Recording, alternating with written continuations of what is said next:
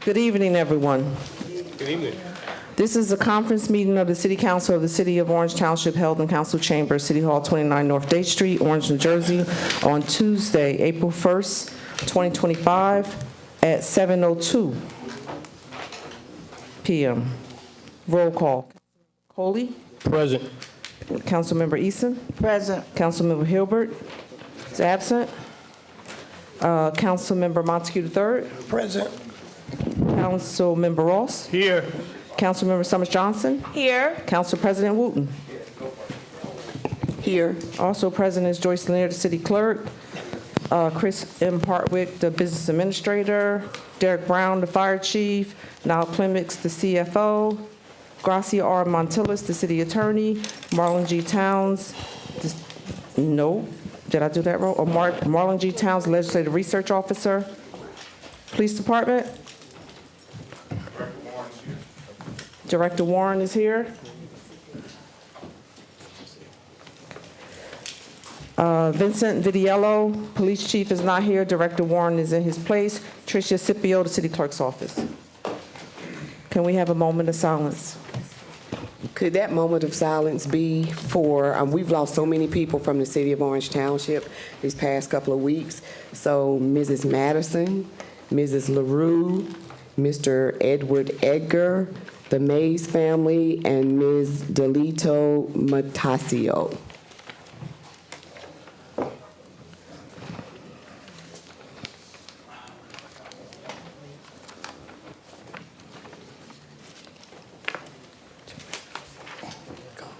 Thank you. Please be apprised, anyone wishing to discuss agenda or general items shall sign their name on the comment section sign-up sheet and will be allowed a maximum of 5 minutes to interact with the council. The requirements of NJSA 10:4-9 EDSEC, the Sunshine Law, has been met. A notice of this meeting was sent to the Star Ledger, published in the transcript on July 11, 2024, posted on the bulletin board in City Hall, the council's website, the city's website, and filed in the office of the city clerk. As far as I know, there's no matters of discussion. Council President? We have our Essex County liaison here tonight, so if he could stand up, Mr. Bledsoe. Thank you. Good evening, Madam President, members of the council. I just have a few updates. I just want to begin by saying that I was not here last month due to some family issues, the passing of my aunt, and I want to thank the members of the council for your condolences. We appreciate you.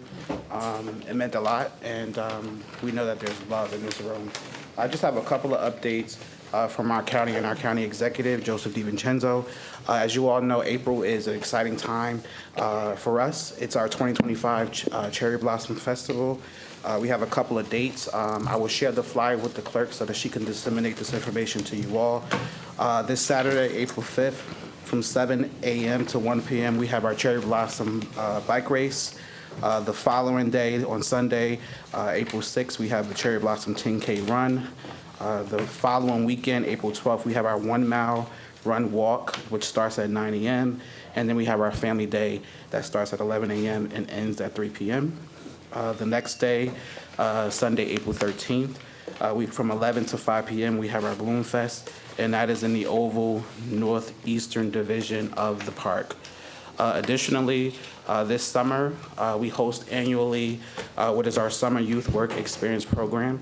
We would love to have youth, part of the Township of Orange, to participate in this program. It's an 8-week program. We have multiple start dates. Those dates are May 27th, July 27th, June 23rd. May 27th to July 27th. The second option, June 23rd to August 18th, and July 7th to August 29th. It's 25 work week hours, $17 per hour, and will include work readiness workshops and how to qualify. Must be a resident of the county, ages 16 to 24. Age requirement must be met by the start of the program, and working papers or parental consent are required for youth under the age of 18. I have a flyer here that has a QR code that you can scan. You can share it with your school district as well. through Dr. Fitzhugh and his leadership team. And additionally, we receiving emails back and forth around the Thomas Boulevard through Councilwoman Eason. It was communicated back and forth through the Chief of Staff that Thomas Boulevard is a town road, where the connecting road, Washington Street, is a county road. Unfortunately, that side of Washington Street will be a part of the jurisdiction of the county. And we look forward to, expanding on those conversations as well offline, Councilwoman. Additionally, Councilman Ross and Councilwoman Summers Johnson. Did I say that right? Yes, you did. Okay. I know you have two last names. That's it. And I know you have a sister, Summer Phillips. So, Yes, Summer Phillips. So we did get communication from Councilman Ross in reference to the Earth Day cleanup in Essex County and Monty Irvin Park. I did communicate it today with our Parks Department. We will be sending over to your offices tomorrow an application process. We're also going to be having our superintendent of the parks look at some type of process. We would really like to see cleaning happening around the pond area, as we see that's mostly needed or cleaning area. And I'm not going to speak on behalf of the department, but there may be an opportunity for a potential collaboration and partnership. I did not forget about you, Councilman Coley. We're still in discussions about parking on Central Avenue.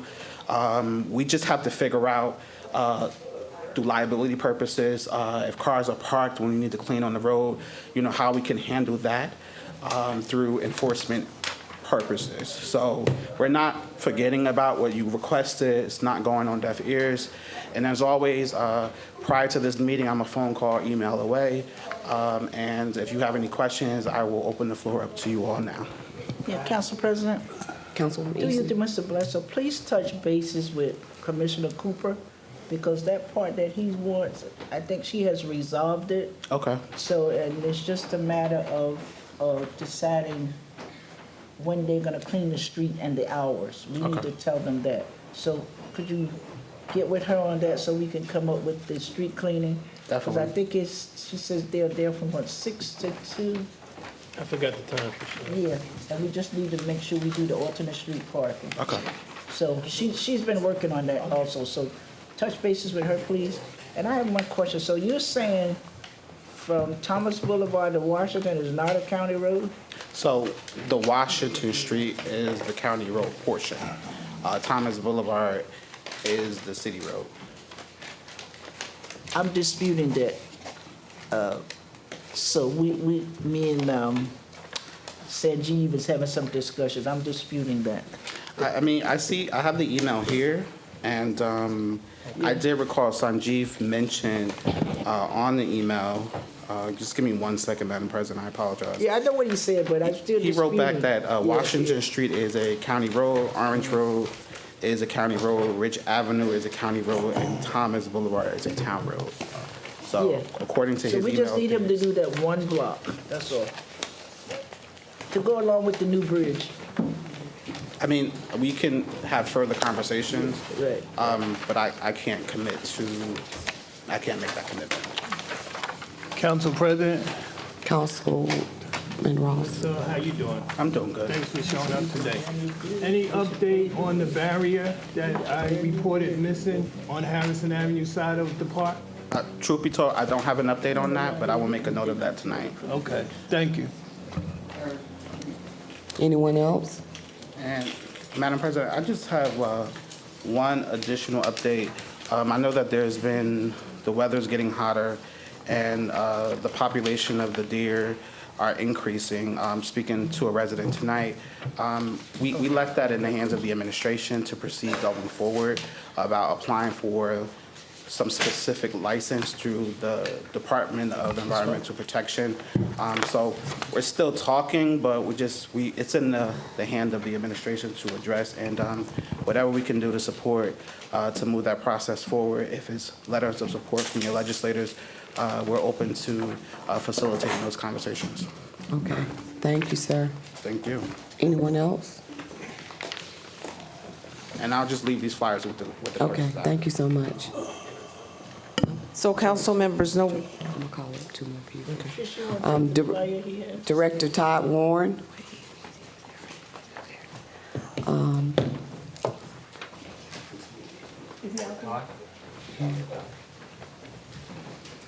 Thank you, Director Warren. Good evening, Good evening. Director Warren, Orange Police Department. I just wanted to come before you and acknowledge on the record Captain Cummins, who retired yesterday. We had a clap out. 25 years of service to the Orange Police Department and to the residents of Orange Township. She was the first female captain. Beautiful soul. She's going to be missed, but we want to put on the record a congratulations to her, and we wish her well. And I thank you, council people who were available to come out yesterday. It was a real blessing. And also, I want to also acknowledge Councilman Weldon Montague and thank him for his collaboration in terms of reentry and providing employment. We sent over 15 candidates to him, I think it was yesterday, and he has always been in our corner. He's always been instrumental in helping those who are returned home from incarceration to make a smooth transition back into society. Since 2024, we serviced over 125 folks that were coming home and only one recidivist. And our success can be attributed to Councilman Montague. I just want to thank you publicly. And I think I have about 20 more that's going to come to you in a few days. So I just wanted to publicly thank you for that. And if there's any other way we can make the system or the process even better, more effective and efficient, let's get together. If anybody has ideas, let's work together and make it better, because that's part of our crime prevention. When you have employment, you get your dignity and your pride back. You have less time for crime. And out of 125, to have one recidivist, I'm not the best with numbers, but that's a pretty high percentage. So thank you, and if you guys know of the residents that are watching, or have anybody that needs employment, if you're in need of employment, reach out to us, reach out to Weldon. We're always here to help, because policing is not just locking folks up. We're going to do something different, something new. So thank you, guys. Thank you, Director. Thank you. Fire Chief Brown.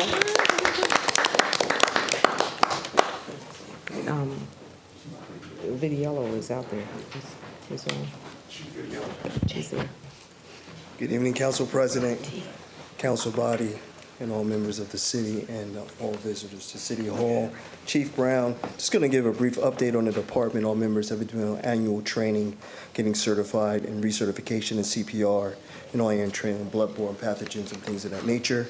All members have been conducting walkthroughs of all the newly constructed buildings within the city, devising a fire pre-planning operation to mitigate any situation within the new buildings that are going up in the town.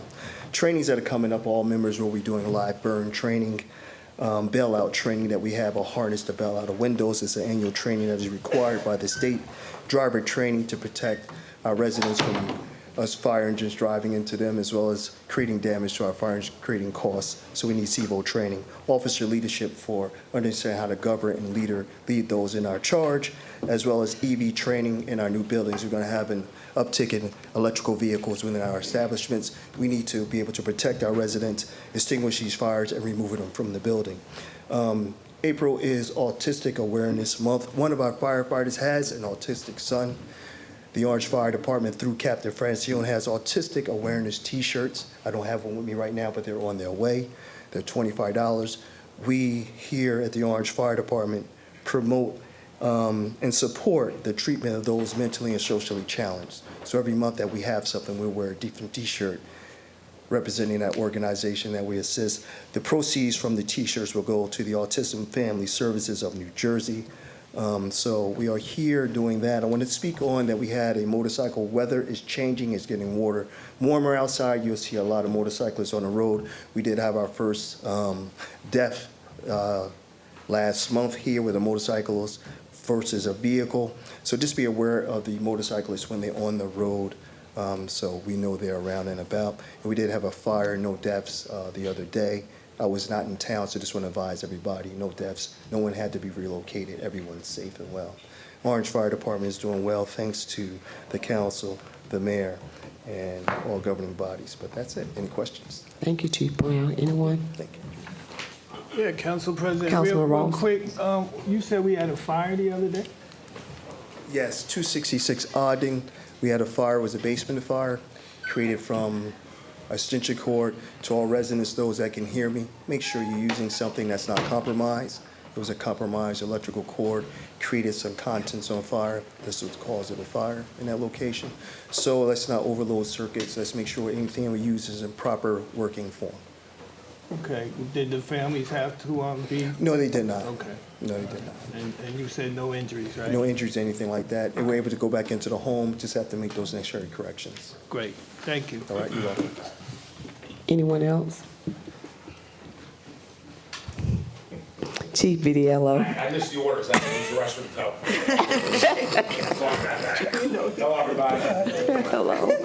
Nice to see everybody. Nice name. As the director, Todd Warren eloquently stated about Angela's walkout. Thank you, each and every one of you, whoever came. And who couldn't come, I know she was in your hearts. Thank you for coming, like she's truly gonna be missed. I've been blessed to work with her my whole career, and she's a wonderful human being. Just a couple other things. Director and I have our notes here. We were awarded 2 grants this month. One was a $7,000 distracted driver grant. That's for people driving and texting, look out for them. And we're gonna use it during the summer months for overtime, which we can pay our officers. The other one was a comprehensive traffic safety program grant, which we could use pretty much for anything involving traffic safety. So that's gonna be a good thing. We're gonna save that more towards the warmer months, so we get the cops on the road. Also, a couple weeks ago, some of you were there, we buried a Newark police officer. Devastating, but the city of Orange, Director Warren, the mayor allowed us to send 20, 25 guys down there to assist Newark in handling their calls and handling some traffic situations. So I thank all of you for allowing us to do that. And it was such a memorable experience. We also attended Iftar to conclude the Ramadan Religious Month, which is a great thing. We also have, we participated in the West Orange St. Patrick's Day Parade. Director Warren, he didn't mention it, but he had a great, what was that, last week, that outing to Kane College? Where he took himself and his staff and were kind of like talking to people at Kane who are interested in becoming police officers, and you got a great response from everyone who attended. We try to recruit them. Well, we're trying to recruit them because, you know, no one's giving us any more cops, so, like I said, trying. So, we're still gonna try. And we've also had a lot of complaints in the Argyle, Scotland Road area with the parking and stuff going on. We've been handling that. Numerous tickets have been issued, citations have been made, along with a couple of tows. And also, we've also been conducting traffic enforcement on South Center, around that area, where we issued numerous tickets, so we should see a decline in that. And also, like Director Derek Brown, it's Autistic Awareness Month. And during this month, which is a great thing, we allow our officers, you guys ever seen one? If anybody wants a patch, like, we'll give it's the orange police patch with the puzzle pieces, the kind of like autistic awareness symbol, and it's a really, really nice patch. It's a nice thing to show the community that we're involved and we care. So, with that, we're all done. Unless you have any questions. Any questions? Council President, Councilman Ross? you know, you're darker than me right now. I wasn't even away long. And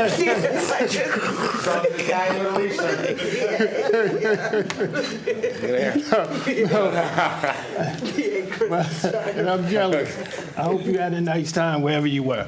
But I want to ask you, with the summer months coming up, these 3-wheelers, these 4-wheelers that's going to be out the street, what plans are being made at this particular time to try to prevent, you know, injuries and running people over and stopping them from being on our streets? We definitely don't want to initiate pursuits because nothing good comes with that. So we're going to have to use the tools in our box at hand, and that's targeting the gas stations that'll allow them to fuel up.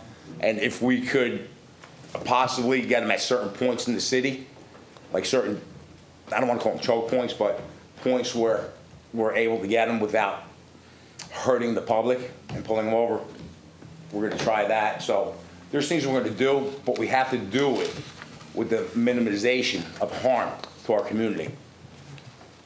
Yeah. Chief, can I add something to that, Councilman? Yes. At the Chiefs meeting, they talked about, everyone has this problem throughout Essex County, and we were talking about all municipalities getting together and coming up with a plan, whether it's utilizing the New York Police Department or State Police, helicopter, and things of that nature. So the Chiefs Association is working on a plan, because it's a county-wide problem. Right, I know that, yeah. It's all over. It's crazy. Yeah, it is. All right, thank you. You're welcome. Any more questions? Chief, I have a question. Sure. When will we start seeing the bikes out? The bikes, I know it's kind of cool now. maybe towards May, but like I said, and this isn't a cop-out, but there's not going to be as many as there were due to the loss of personnel that we've had, and we had to kind of readjust where we deploy our personnel. Okay. And that's taking them away from some of the duties on the bike squad. But we'll have them out there, but it may not be as much as you're used to seeing. Okay. All right, thank you. You're welcome. Anyone else? Is there a motion to adjourn? One thing, one second, Council Councilman. President. Hey, Chief Warren, before you go, you just said something that struck a nerve, sending guys down to Newark to assist during the funeral. I just want to remind people years ago when Joyce was killed. And that's coming up. I can't tell you the outpour of cooperation that Orange received for almost a month. We had so many outside agencies that assisted us, so that's just something that law enforcement do.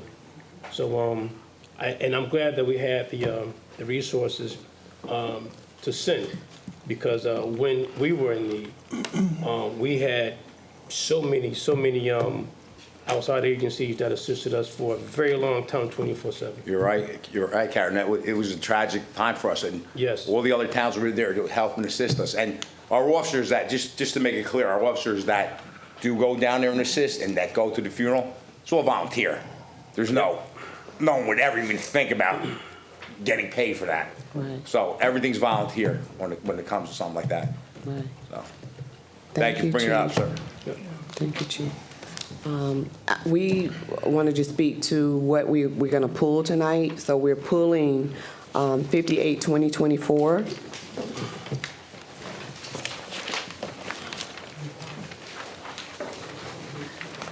Or voting it down, just to pull it all together. We're pulling it or voting it down? Voting it down, voting it down.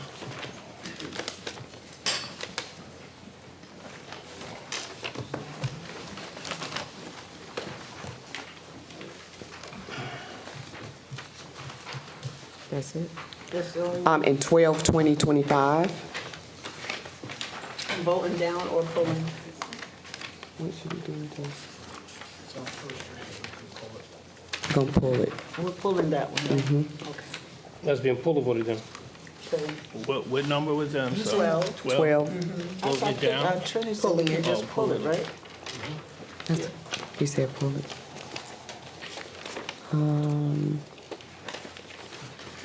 What, And I think just, that's it. you're pulling it, is it ever coming back?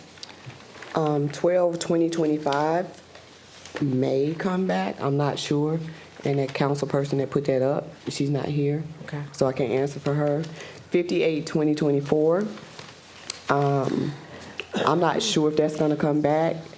Mr. Engel and I are gonna have tea or lunch maybe this week to discuss some things that he would like to see with this. So I wanna kind of sit down and chat with him on that one. So that one may come back. Okay. So that's 50-2024 and 12-2025. Mr. B, you have anything? Council President? Council President Eason? Did he have anything he could pull? Not to pull. 9-2025, that's the 373, that was postponed, right? Yes, ma'am. Did we know why that was postponed the last time?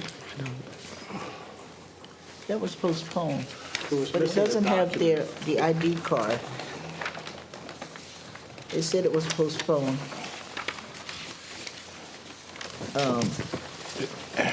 And this one, if I may, this one. Hold on one second. Okay, I'm Are sorry. you gonna talk about 9-2025? Yes, Oh, yeah, go ahead, then I'll do my other one. it was, it says that engineer says they have a driveway.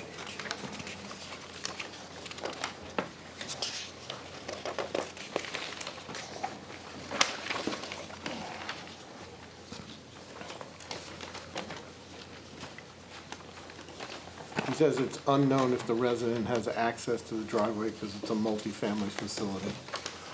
I think that was the reason it was postponed, because somebody's Right. supposed to check to see if she had access. Right, we was gonna get something from the owner saying that they can or they cannot use the driveway. I'll check with Marty and see if he got it. And because he was out, so that's probably why. So We that just was keep it gonna stay postponed. Right.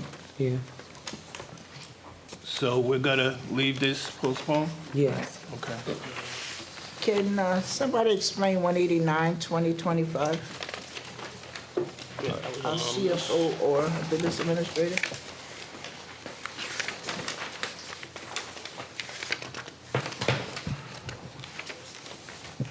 What does that, we're trying to figure out, is there So a location, what, is there, big on location, or what is it? it's an emergency operations center that'll be housed on the second floor of the police station in a space that will be converted. And it's the result of a grant that was received through a special appropriation from Senator Booker's office.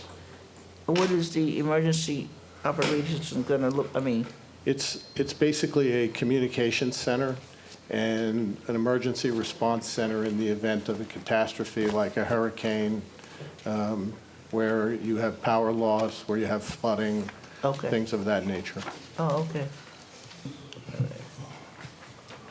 Thank you. Anyone else? Yeah, Council Councilman President, while we're on that 189, yes, it's a grant, but it's a matching requirement on there. Yes, there is. Where's that money coming from? We have to appropriate it at the appropriate time. Okay, so this $437,000 will be in our FY 2025 budget? No, probably your FY 2026 budget. Okay. But on the resolution, it says it's 1.3 million, right? That's Pardon me? right. That's the grant. That's the grant. Yeah, so we have to come up with 1.3. There's a 25% match. Okay, all right. Anyone else? Yes. Councilman Moore? 191. Can you just explain, Mr. BA, what this is all about? What is the purpose of this resolution? Sure. Integra Realty Services provides two services for the city. One, they do market valuations of property. And two, and more importantly, they assist the administration in doing an analysis and a feasibility study with respect to financial agreements and development projects. The impact studies that they do touch on impact to infrastructure, impact to school districts, impact to the services provided by various departments within the city, and of course, the financial impact on the city. So it's an invaluable tool that we use in negotiating financial agreements with developers and community benefit agreements. Okay, understood. Council President? Councilman Coley? Yeah, can you just go over 197, 2025, the bill? Let's explain, I guess, CFO, why it's kind of high, this go around?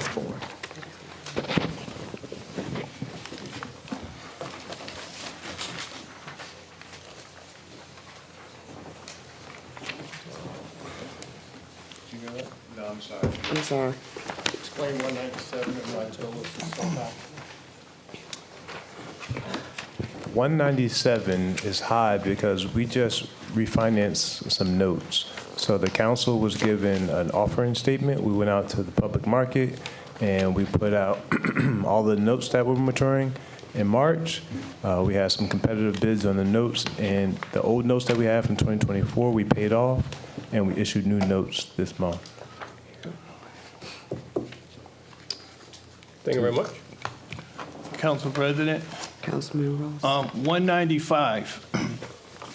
This was amended at the last minute. I didn't get a chance to look at it. Why? What is the reason for it being amended?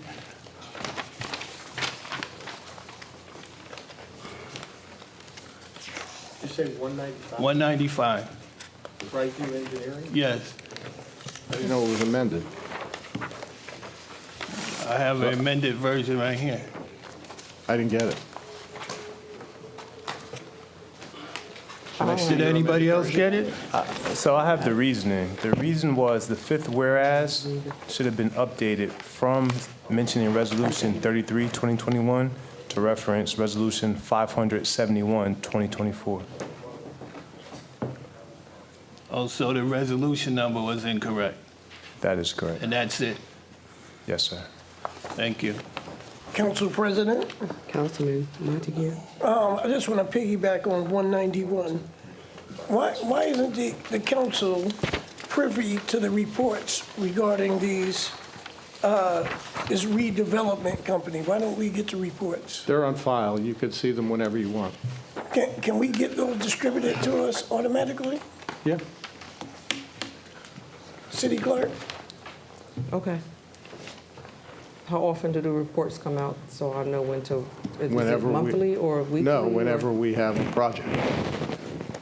So every project goes through the analysis. Okay, so we will receive them before any redevelopment, anything comes to us for Any pilots? financial agreement. Okay. Thank you. And one more, I'm sorry. That's okay. Councilman Ross. We have two walk-ons tonight, 18, 20, 25, and what is it, 20 or 202? 202. Can we discuss 18 first? No. We can't It's not on the Oh, until agenda. they walk through. Okay, all right, you're right, my bad. Motion to close? Second, Montague? Motion to close by Councilmember Summers Johnson, second by Councilmember Montague III. All in favor? Aye. Any opposed? Meeting adjourned at 7:35 PM.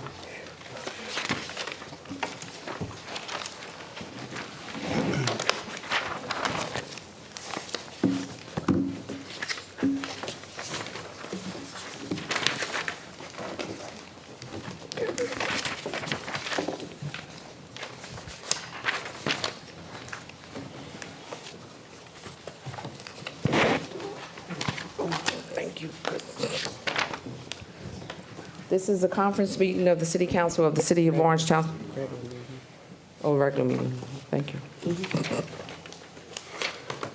This is the regular meeting of the City Council of the City of Orange Township held in Council Chambers, City Hall, 29 North Day Street, Orange, New Jersey, on Tuesday, April 1st, 2025, following the conference meeting. Please stand for the Pledge of Allegiance. I'm going to ask something different. Can we get Chief Brown to lead us to the Pledge of Allegiance?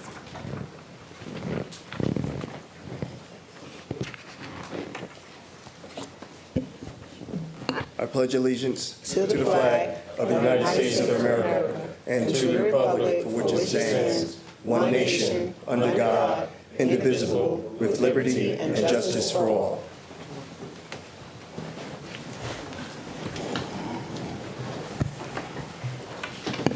Okay, Chief Brown, So I asked Chief Brown because he wanted to show the T-shirts really quick. Oh, he had them? Thank it's you. nice. Size 2X, please.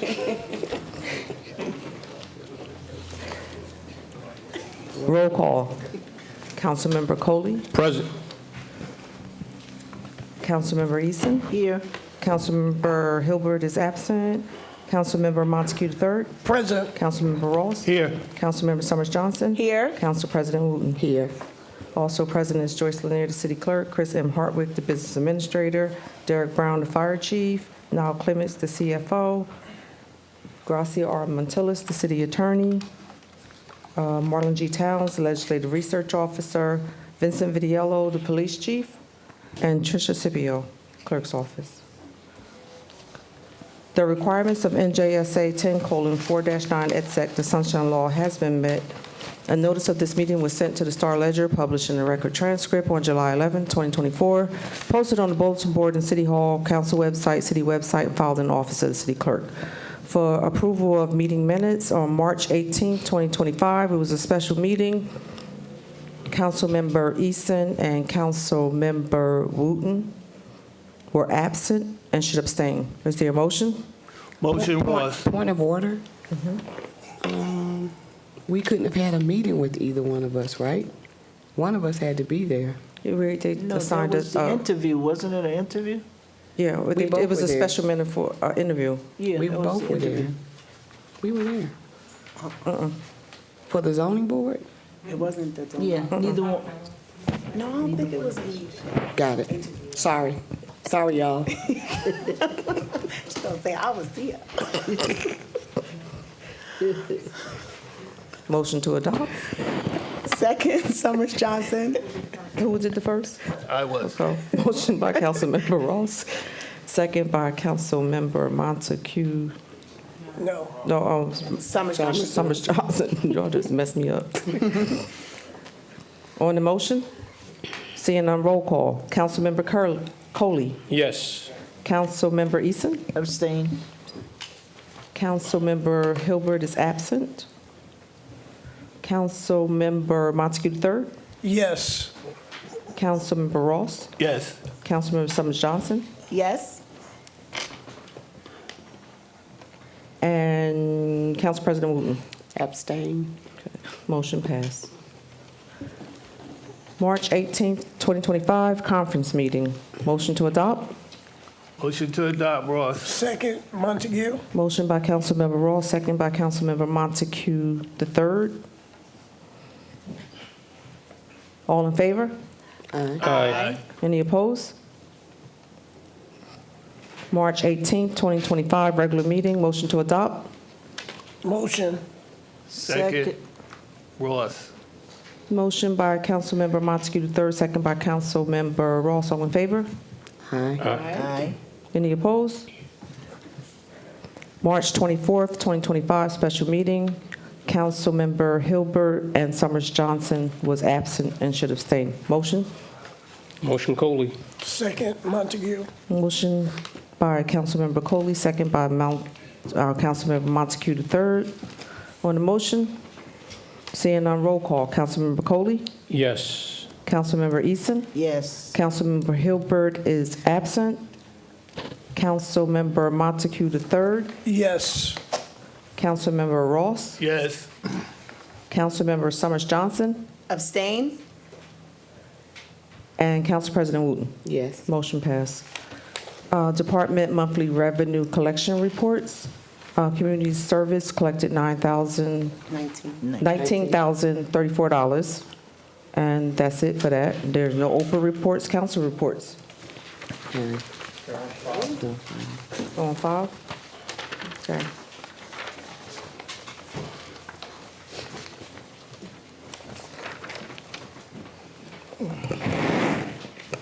Communication and petitions, there are none.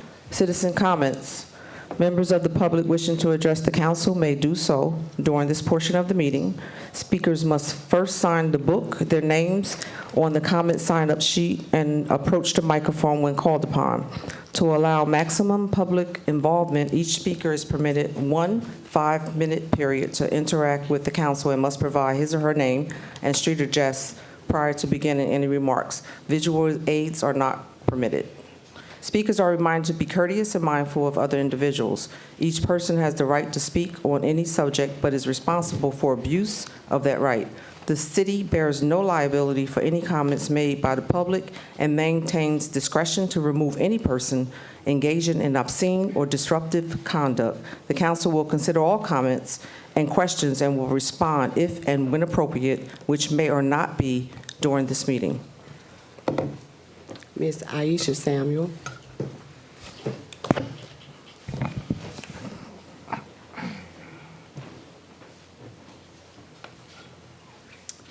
Aisha Samuel, 401 Highland Terrace. What's going on with the parking authority? Because last week I was told that the resumes had been picked by the mayor and that there were 4 other resumes available and that the council would do interviews, and I don't think that that has happened. So I wanted to know what's going on with that. What's going on with the Scotland Road renewal? I haven't heard anything about that. The last time I heard about that was last year at this time. So I'm a part of that. My house is a part of that. So I want to know what's going on with that. Let's see. Again, no more pilots. And if you guys are going to do pilots, then do a maximum of 10 years, non-renewable, no matter what. And again, if they can't afford to build without a pilot, then they definitely should not build. And what's going on with the Highland Avenue train station? Last week we were told that it was waiting for the DOT, and I want to know what's happening with that, whether or not they've gotten back to the city. Let's see.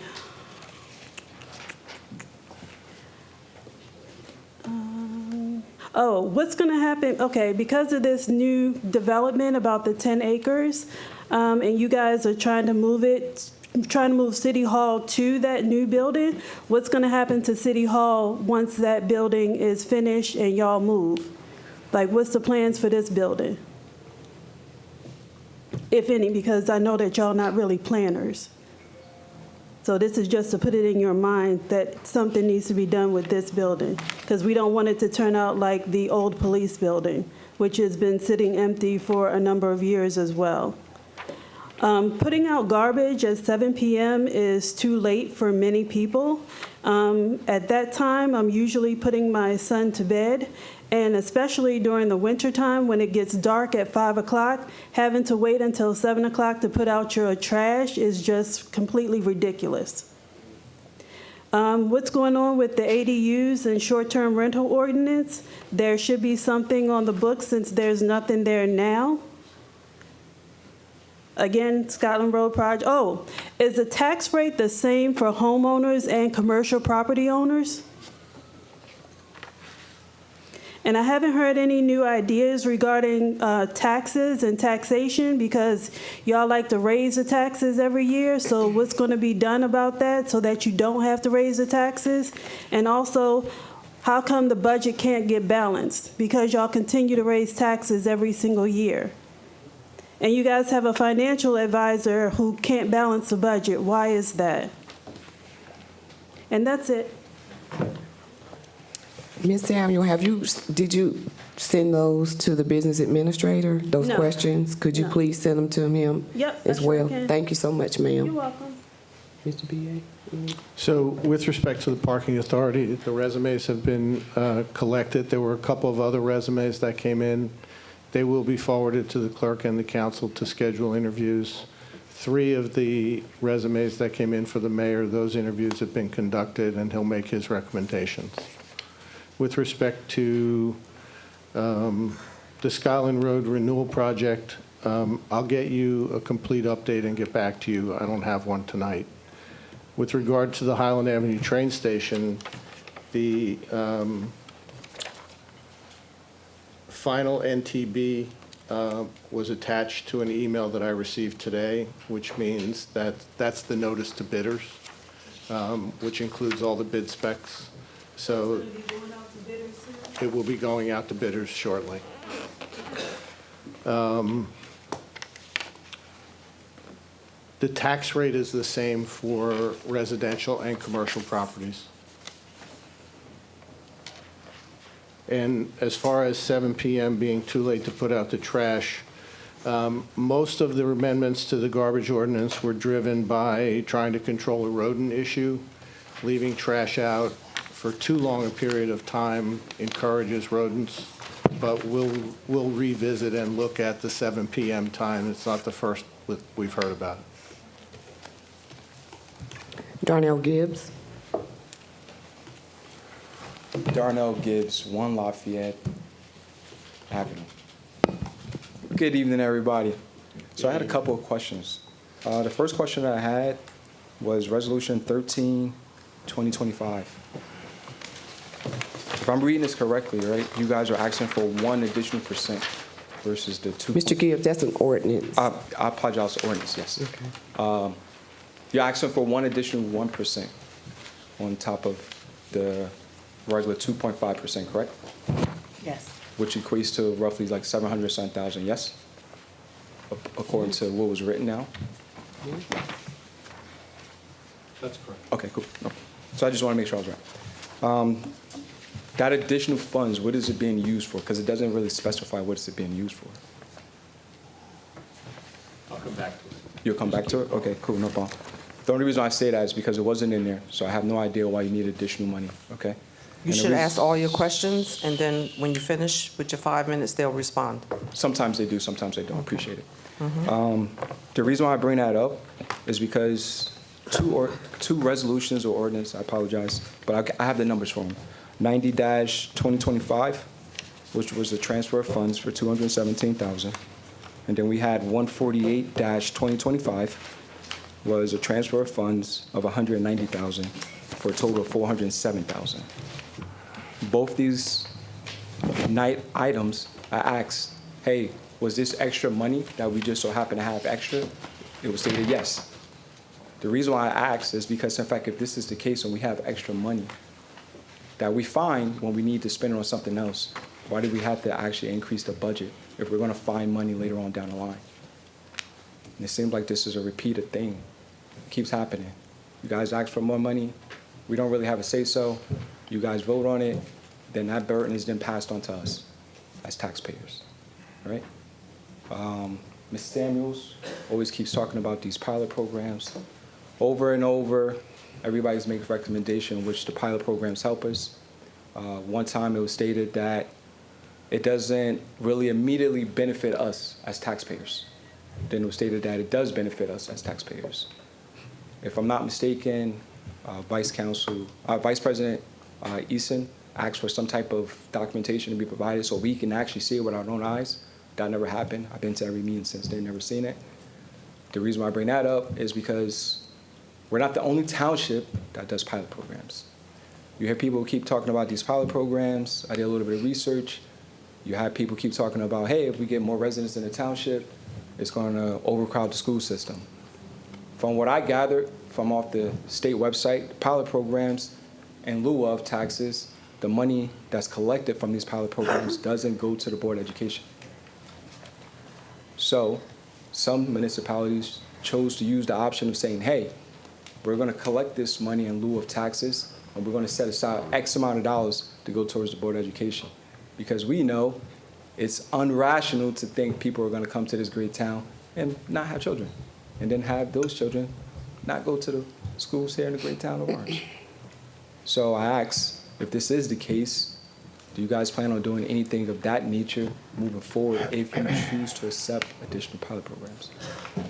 And then Mr. Ross, my man, you brought up 189-2025. I had the same exact question. Since we had to come up with the difference of the money, once again, that's another item that us, the taxpayers, have to bear the brunt of.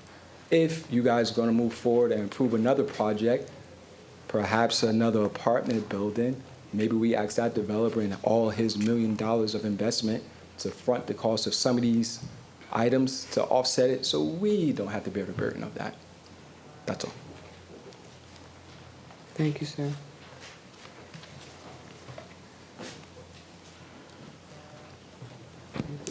Council You President, want to say anything? if I may, I just want to address the Clement. ordinance that the gentleman mentioned. So this is a routine ordinance. We've done it year over year. This year is 18, this year is 13. Last year was ordinance 14. The year before was ordinance 17. It allows us to increase the percentage by 1% to 3.5%. The state automatically grants us 2.5%. It doesn't mean that we are going to increase the budget up to that 3.5%. And it's twofold as well, because once we approve this ordinance, we also allow it to establish a cap bank. So what we don't appropriate up to the 3.5% then can be banked and used in either the 26 budget or the 27 budget. And then just to also address your question on the transfers. So you're talking about two different pots of money. So those transfers, if you read the title, is for appropriation reserves, which is dealing with the prior year's budget. So we were moving money to handle prior year obligations. You're not allowed to transfer any money in the 2025 budget yet. You can only transfer money in November and December for the current year budget. All right? Thank you. Okay. Gerald Murphy. Gerald Murphy, 25 South Harrison Street, Orange.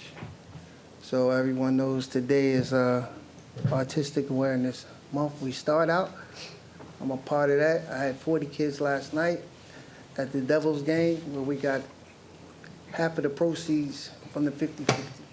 So that's good that the fire chief and them are part of that, and I'm happy about that. Now I'm going to pivot to Reggie here from the county. I've been asking the county on Harrison Street in front of Monty Irvin Pivot where that they can put a new sidewalk. Last year, a white lady was jogging, a limb hit her in her head, and I had to help her out. And it seems like nobody is taking that serious about the sidewalk that the county owns. So you guys said about cleanup, so let's try to make the county put a sidewalk from the end where the fork is down to the East Orange line. That's the one thing. Next thing is I'm going to direct it to the police department where that I talked to Mr. Hardwick where that I had East Orange reduce the speed limit to 15 miles an hour on Harrison Street. So they've been out there with the radar guns generating money by giving speeding tickets.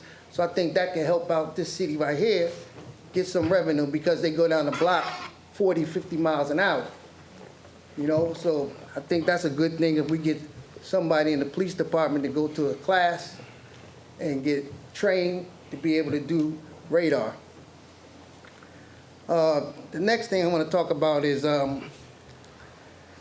last year I heard somebody in the council talk about why are they still getting gasoline at Wawa when they have an oil tank at Public Works Department. So that's another thing I want to know is why they still going to Wawa when they have a fuel station in the Public Works yard. If they ready to use that yard, I'll sell the city wholesale gasoline. That's another issue. Then the last one I'm going to talk about is the hospital. You gave this guy a development site for $350 million, which he has no cell phone number, no office number that you could contact. I've been trying to contact this guy for a month, and he said that he want to help black people be in the process. So I'm here to try to help him with the process, and he's not getting back to it. So how can I get that done? You know, to my understanding, that he's trying to get millions of dollars from the state. But the state is saying he don't have no track record. Would you give him any money if somebody had no track record? That's all I have to say right now. You know, I'll be back. Thank you, Mr. Murphy. Because, I mean, every time I speak, y'all never give me a feedback like y'all give everybody else. Thank you, Mr. Murphy. So with respect to the gas, it's the diesel tank that we're not using. Everybody who uses regular gas is getting their gas down at the depot in the yard. The diesel fuel we've been having tested because it's been causing some problems on the fire trucks. We tested it, the most recent test is we've tested it against the diesel that's being pumped at Wawa because there doesn't appear to be the same problem. It's supposed to be the exact same grade, exact same diesel gas. We purchased the diesel fuel through the Morris Co-op. We've been in touch with the Morris Co-op, and we have this ongoing issue. We're waiting for the final set of tests. Once we have that, we'll know whether or not there's a problem with the grade of diesel that we've purchased, and we'll take it up with the co-op. If not, then we're going to figure out why it's causing a problem with the trucks, or if that's the problem with the trucks.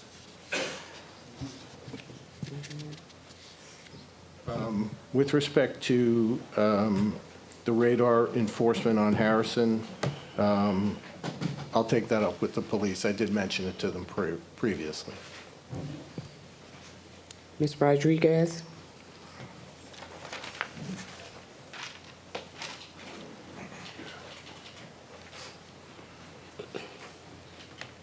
Hi guys, Alicia Rodriguez, 487 Mountain View Ave. I wanted to start off with the ordinance 13/2025. Is that 2.6 million appropriation in addition to the 5 million that you had to get asked the state for last year? The verbiage is very confusing, so I'm not really understanding it. And that 1%, that 735,000, it said that it's for promoting the health, safety, and welfare of the citizens. What exactly is this, and how can you guys vote for something if we don't have more information? What does that look like? For, I don't know if it's an ordinance or a resolution, 198/2025. That's 17 million. What is that? I tried to it said emergency temporary resolutions. That 17 million, what budget is that coming from? I'm very confused by it, and it's a disturbing number, obviously, but maybe it's just because I don't understand it. The pilots, they need to get a little bit more scarce for residential buildings, or a little bit stricter, in my opinion. We're approving pilots for 20+ years. I live here now, and I need these investors to get their part, to do their part. Their investments should be a benefit sooner to me than 30 years. I'm my prime now, for example. You know, I'm not really trying to wait 30 years so that I can finally breathe on my taxes. That's not fair to me as a homeowner. Why are we not asking for more? The homeowners are literally telling you guys every single city hall meeting, and I'm talking to the council members because you guys vote on this, that we cannot afford this anymore. But yet you guys don't protect our interests and continue to push through these pilots. The household median I was looking up online is about 53,000. So make it make sense why taxes are average of 15 grand for a single family home. My taxes went up 4,000 in 4 years. I could never have anticipated that I wouldn't be able to afford my mortgage. I mean, I figured a few $100s, but a $500 increase a month, that's pretty big for someone in just 4 years. So, you know, your parents tell you, go to college, get a good job, buy a home, you'll be set. Well, Orange proved me wrong. Have the city and the hospital director drafted a pilot agreement. I asked this the last time, I still haven't received a response. And can we make sure that there is some kind of community benefits agreement attached to that pilot that we can be a part of? These developers keep coming and asking us for all these tax breaks, but like, we're really not getting anything back as homeowners here. Also, personally, I live on Mountain View, and they're building a building right above me, like the last 4 years, and just finished it. Now they're building another building on Scotland. And this is 6 days a week, 7 a.m. till about 5 p.m. in the afternoon. Do you know how much noise is being produced? Like, it just cannot tell you. I literally work from home, and I have elderly people that are retired living everywhere all around me. I'm probably the youngest one. You guys have not considered the quality of life, and I just now I'm noticing because I've been working at home for the last year, but it's terrible. The debris, the noise, the blocking of the roads. We keep approving all these projects in these residential areas, and what are you, like, the last 4 years have been terrible for me here, living here. So what are we gonna do to fix it? If we're gonna do these pilots and we need these hospitals up and running, let's make sure that we're doing something that's gonna bring homeowners a little bit of peace or a little bit of a break, because the taxes are just out of this world, to say the least. That's all for today. All right, thank you, Ms. Rodriguez. So in response to your question about whether or not there's a pilot between the city and the hospital developer, the answer is no. There's a whole process that we have to undertake in order to even start a negotiation. The first step is for us to get all of the financing information and financial prospectus information from the developer. Then we analyze that. We sit down with our consultant and analyze it. We come back with a report. It's the report I mentioned earlier. And then, and only then, do we sit down and exchange drafts of a financial agreement. We go back and forth with the developer over the numbers in their prospectus and in their proposal. So in order for them to produce that type of prospectus or financial analysis, they have to have their construction plan, they have to have their phasing plan, they have to have all of that set up. So we're a long way from doing a pilot, is my point.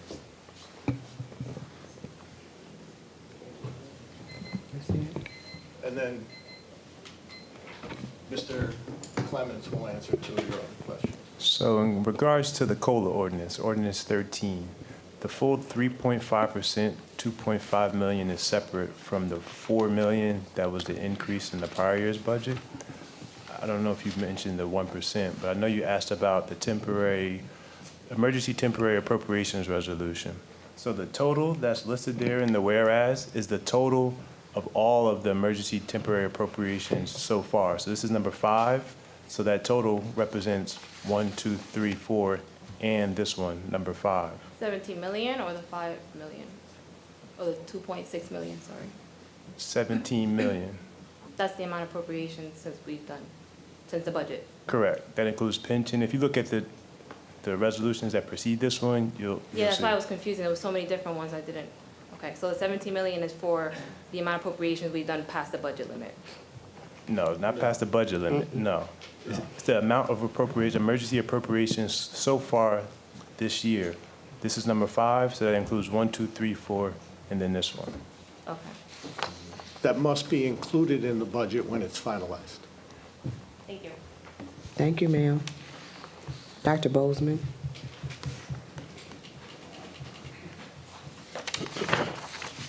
Good evening, Gloria Bozeman, 345 Olcott Street. Good evening, Doctor. How are you? Good, and you? Gloria tonight. Thank you and good evening. Thank you for allowing me to come before this body to speak. And I want to say that in the years that I have been involved in both community and in my professional life, I'd mentored several proteges, and what I tell them all the time is in addition to their capacity and their skill set, persistence is the key to success.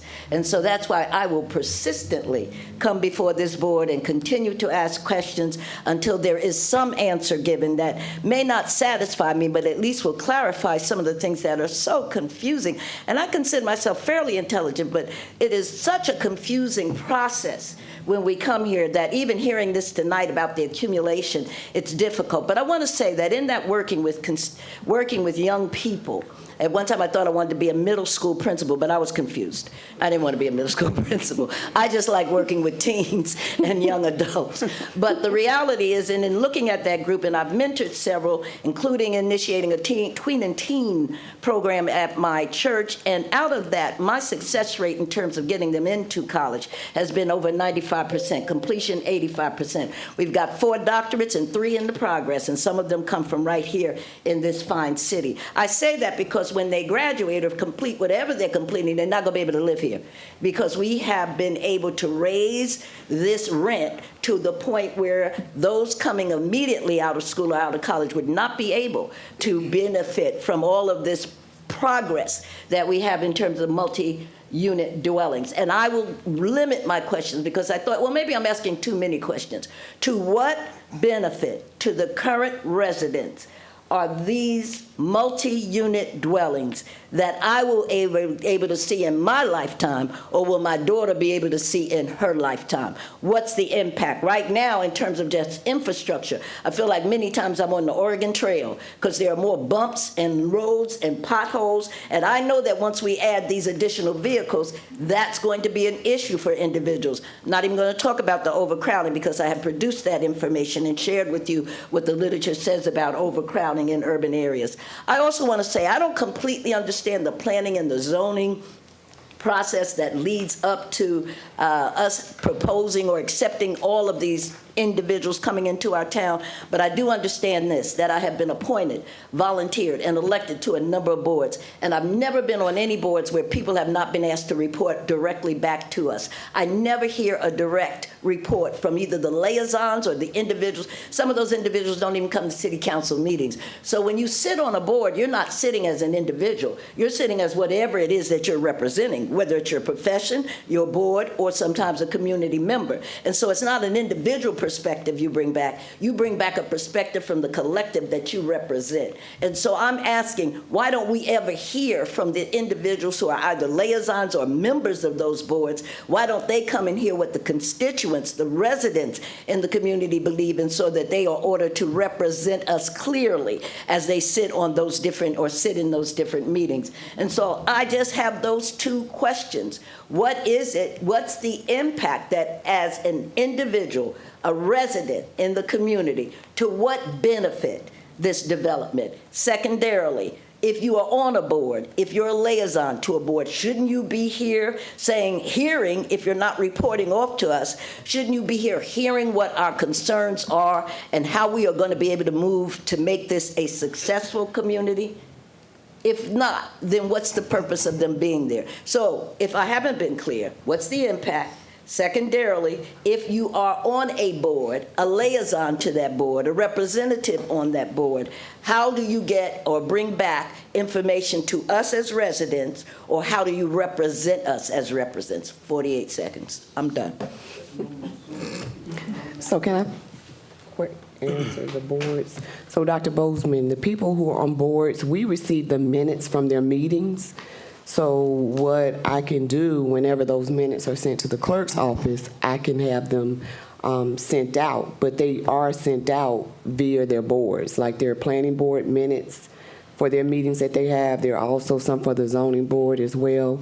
So, I mean, they put them on the website and they put them on various, I guess, social media things. I'm not sure, but we get them. But what we could do is send them out so they can come out from the council, like straight to you, so you'll know what the minutes are. In addition to that, we can also have them printed whenever you come to a city council meeting, and you can get those minutes and pick them up. That would be helpful if I could just respond back to that. Yes, ma'am. They never make a report to the constituents in the community? They never do that? So they Other do, than the minutes? They do that, but some boards, the council, we don't have any authorization over, right? For example, go ahead. I'm sorry. Your question is a little complicated because there is a very long and tortured legal history that puts a very bright line between the functions of the planning board, the Board of Adjustment, and the city council. The city council adopts the zoning ordinance and regulations, and the planning board implements them through a hearing process, but they're not allowed to actually communicate regarding an application that is before the planning board. But there is a liaison from the city council to both boards, yes? There is one city council member that is a member of the planning board. And none on the zoning board? None on the zoning board. Not allowed. All the zoning board members are appointed by the council.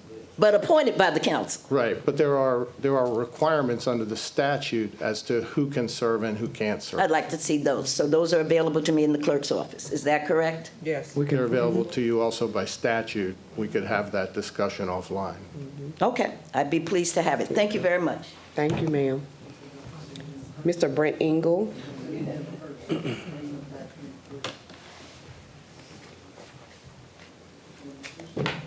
Good evening, Council President, members of the council. Brent Engel, 174 Haywood Avenue, Orange, New Jersey. Pilots. One thing I've always thought of is that, and I'm not sure if there's anything in there, that they shouldn't be, I just lost my track of words.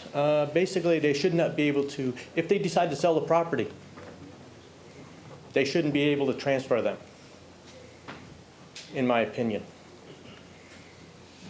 You know, whatever tax benefit they were getting, yeah, that gets zeroed out, and now you got to start contributing full amount. Just a thought. Not sure who brought it up about 118,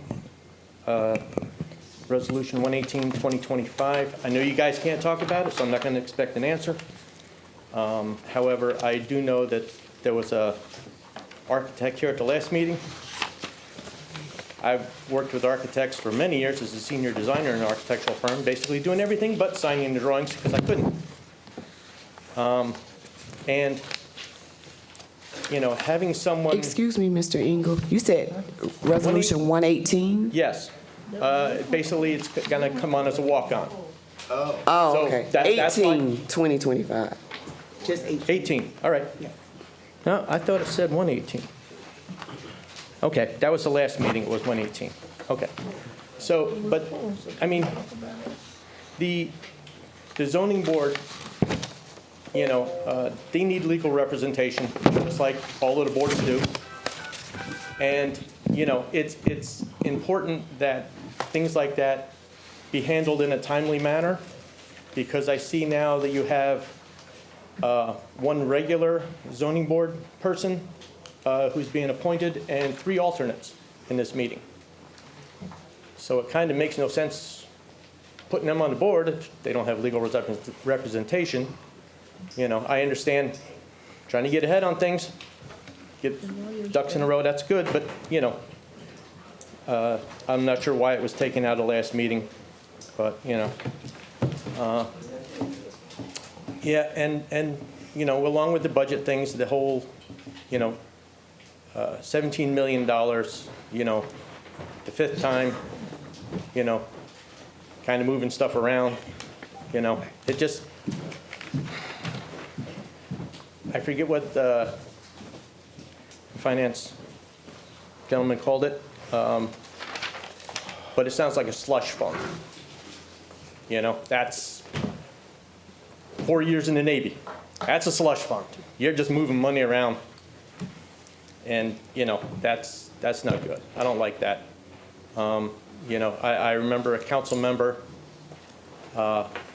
talking very sternly close to the end of last year when the budget kept having to get emergency increases, and that this person said that they would not be approving this in the future. I will be hoping to hear his vote. Sorry, I kind of limited that now. The ladies are off the hook. But, you know, hopefully that person, you know, goes ahead and does not approve that. You know, it's not that I don't have, he's not in my ward, so I can't do anything about voting for him or not. So he's kind of off the hook there, but, you know, we'll see how that goes. Thank you. You're welcome, Mr. Engel. I just want to make clear that the emergency appropriations that are in the resolution tonight are emergency appropriations because you don't have an adopted budget.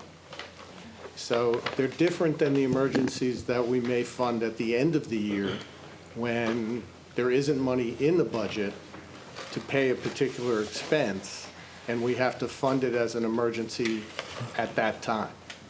So if you didn't have emergency appropriations during a time period when you didn't have a budget, you'd have no ability to run government. Just a breakdown of those emergencies thus far. Of that 17 million, the last emergency appropriation, number 4, $10 million was for pensions. This one is $3 million in the current fund that contributes, so that's $13 million. The other $4 million were grants. And there's no slush fund. Thank you. Council President, Councilwoman, Eason. our city attorney, the zoning board does have an attorney. He announced it at the last meeting. So they do have legal representation. I think you just want to clarify that. There is a zoning board attorney. Yes, there is. For the record, Council Member Hilbert arrived at 8:15 p.m. Or 8:13. Quelly Campbell.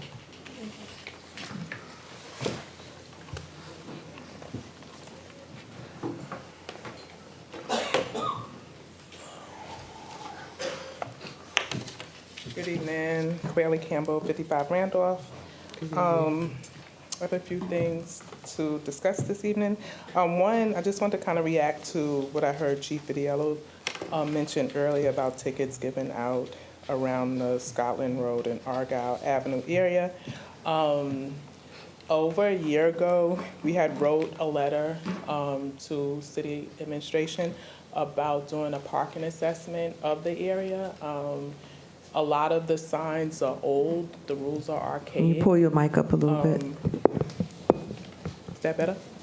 Yeah. Okay.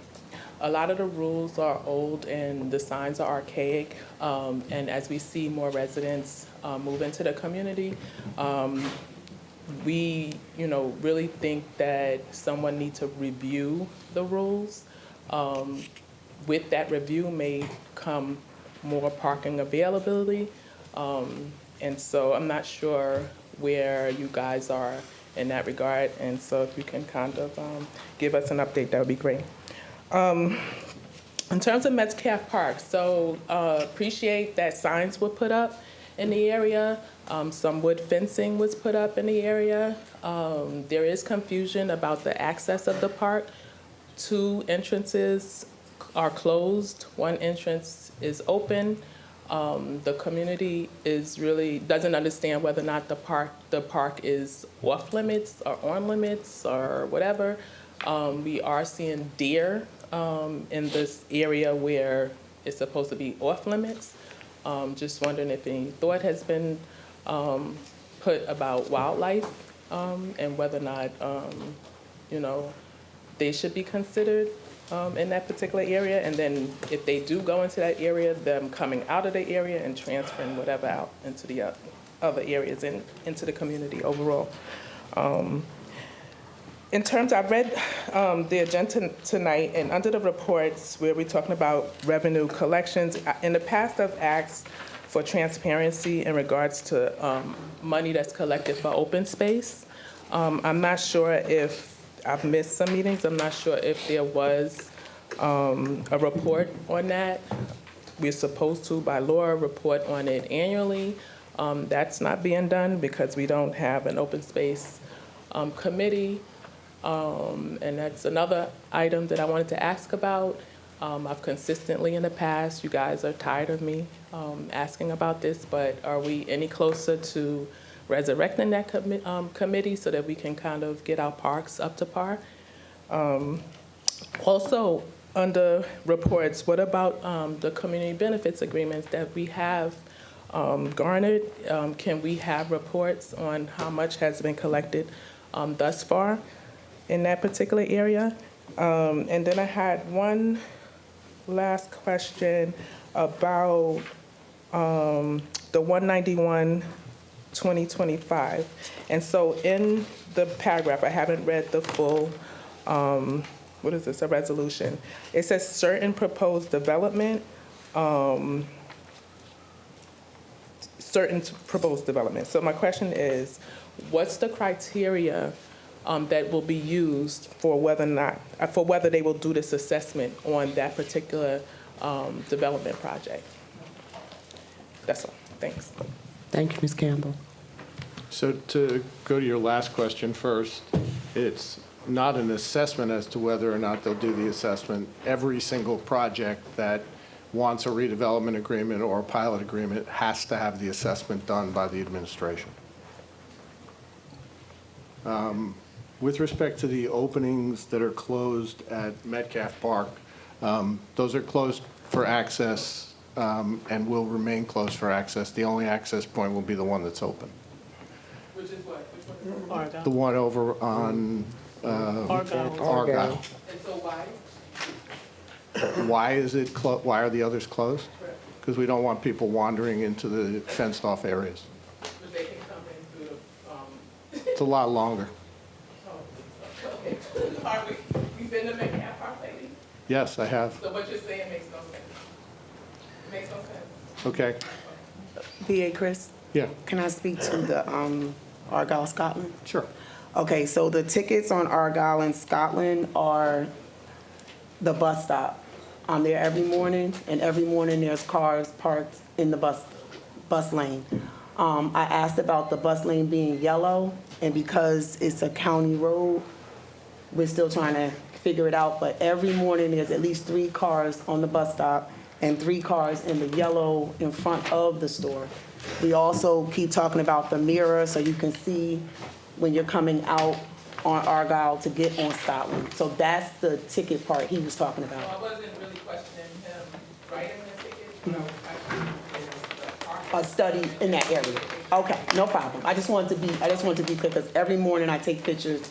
There's usually 3 or 4 cars here, and then, Scotland Road is a mess. right, yes. So I'm not questioning that. Okay, no problem. I just wanted to clear that up. Thank you.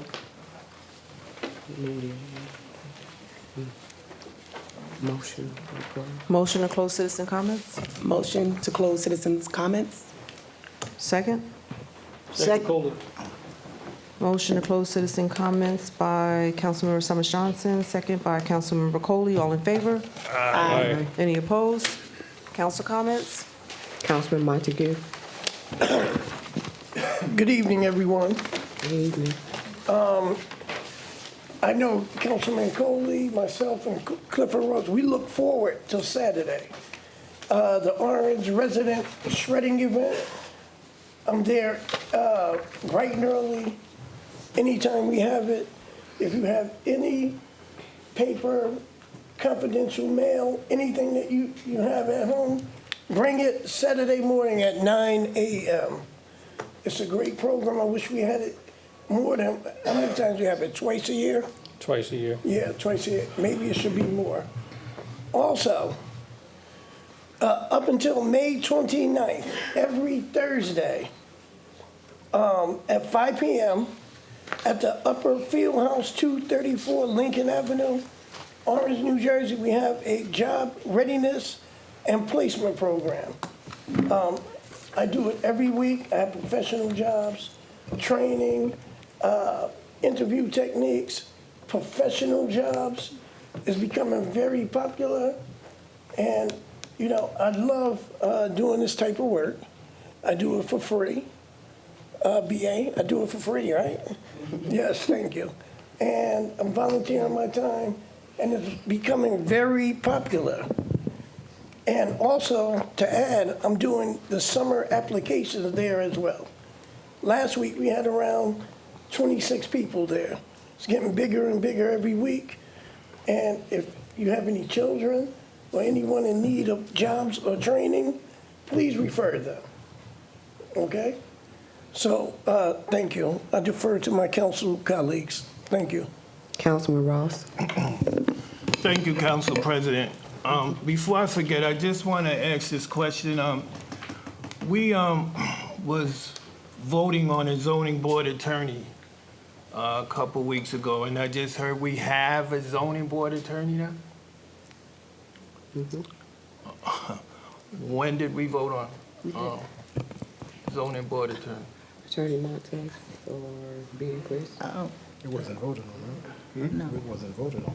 We didn't have to. So, Councilman, this was looked at further, and there was no requirement to vote on an actual zoning board attorney. Right. Okay. The actual zoning board is the only one with the authority to appoint an attorney for their board. Right. They have the independent authority to do so by statute. And we didn't know that before it was put on the agenda? Guess we did. Okay. And it is Attorney Wenzel. It's Wenzel. Yes.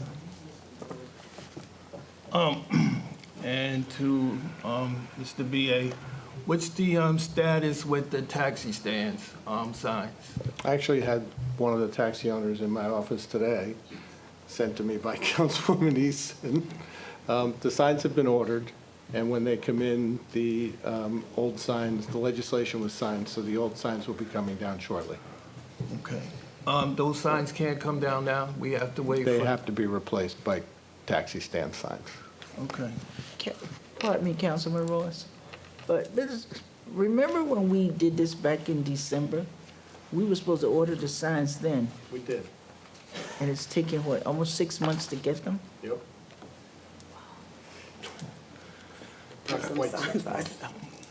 Really? January, February, March, Councilman April. Ross. Yeah. Oh, we need to get Yeah. up here. To BA again, March 27th, there was a municipal grant seminar that I spoke to you about, and you said you were sending 2 people to that seminar. Right. Did they go? I And went. You went? Yeah, Can the you other give us an person couldn't update go. on that seminar? It was a very basic seminar, not particularly informative, quite frankly. It was conducted by a member of the Accounting Professional Institute. It talked about procedures for grant compliance, but the procedures for grant compliance are governed by the grant terms of the agreement.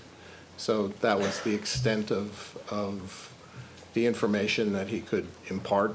It was as I said, it was a very basic seminar. So there was no information on any grants that we can apply for? It was more of a, how do you apply for grants and how do you comply once you are awarded a grant? Gotcha.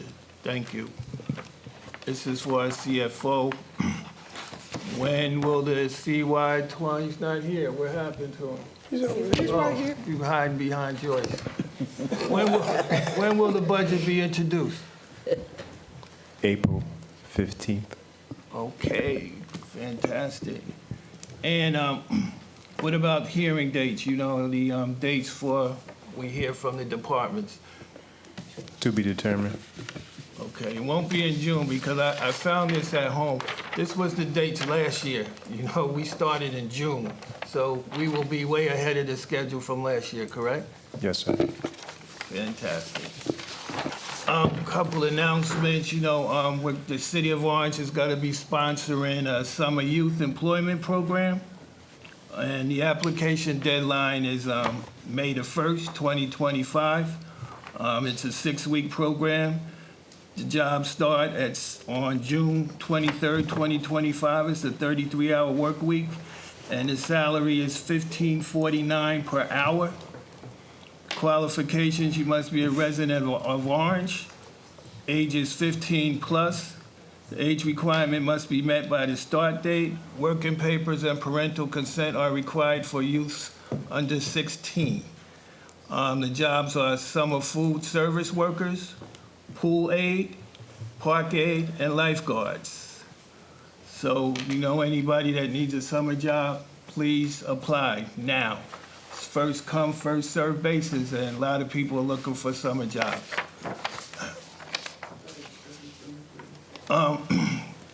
I just want to take a moment to reflect on the incredible impact of Women's History Month, which we just closed out yesterday. This month has been a time, that month has been a time to honor the trailblazers, innovators, and everyday heroes, women who have shaped history, broken barriers, and paved the way for a better future. From the boardroom to the courtroom, from the classroom to the front lines, women have proven time and time again that their strength, intelligence, and resilience are forces that drive change. We celebrate the achievements of women in science, politics, education, business, and beyond, because history has shown us that behind every great movement, every great achievement, and yes, behind every great man, there has been a great woman. But our celebration doesn't end with March. Every day is an opportunity to uplift, support, and empower the women in our lives. Let's continue to recognize their contributions, advocate for equality, and ensure that the next generation of women has even more opportunities to succeed. To all the women here tonight, thank you. Your strength, your wisdom, and your perseverance inspire us all. Let's keep moving forward and making history together. Thank you, Council President. You're welcome. Councilman Coley. I always like to come after Councilman Ross. He's like the moral compass And I really appreciate everything, when you be so passionate about your comments. They come from the heart. And I just want to say thank you for always being who you are, true to who you are. And I know that you spoke about the ATVs. That's something that I want to talk about, but I just want to push it just a little further. Maybe about a year or so ago, we had our county prosecutor here. And from what I took from what he said, it's very little that the police could do regarding these illegal ATVs based on the current laws that's on the books. So I'm going to ask if this body could reach out to our state AG, Attorney General, to see if he can come here and begin some serious discussions and conversations on how we could, in addition to what the chief said, put together a true comprehensive plan, to put our arms around this problem, this ATV problem, because they have absolutely no respect for the general public. No respect for anyone except for their little group. I don't know if that's considered some type of gang, and the way that our federal government now is pinpointing people to domestic terrorism, I don't want to go that far, but that's how I'm starting to look at it, because they are just riding around in packs and just truly, truly intimidating all kinds of people to have their way. And Mr. B.A., the garbage ordinance enforcement. I was seeing the enforcement of the new ordinance, and then I'm starting to see like it's been slacked off. I'm starting to see more people not adhering to the putting the cans out with the lids. So maybe we need to just increase the enforcement on the garbage ordinance. There was something else. I'll leave right there. Thank you. Thank you, Councilman Coley. Councilwoman Hilbert?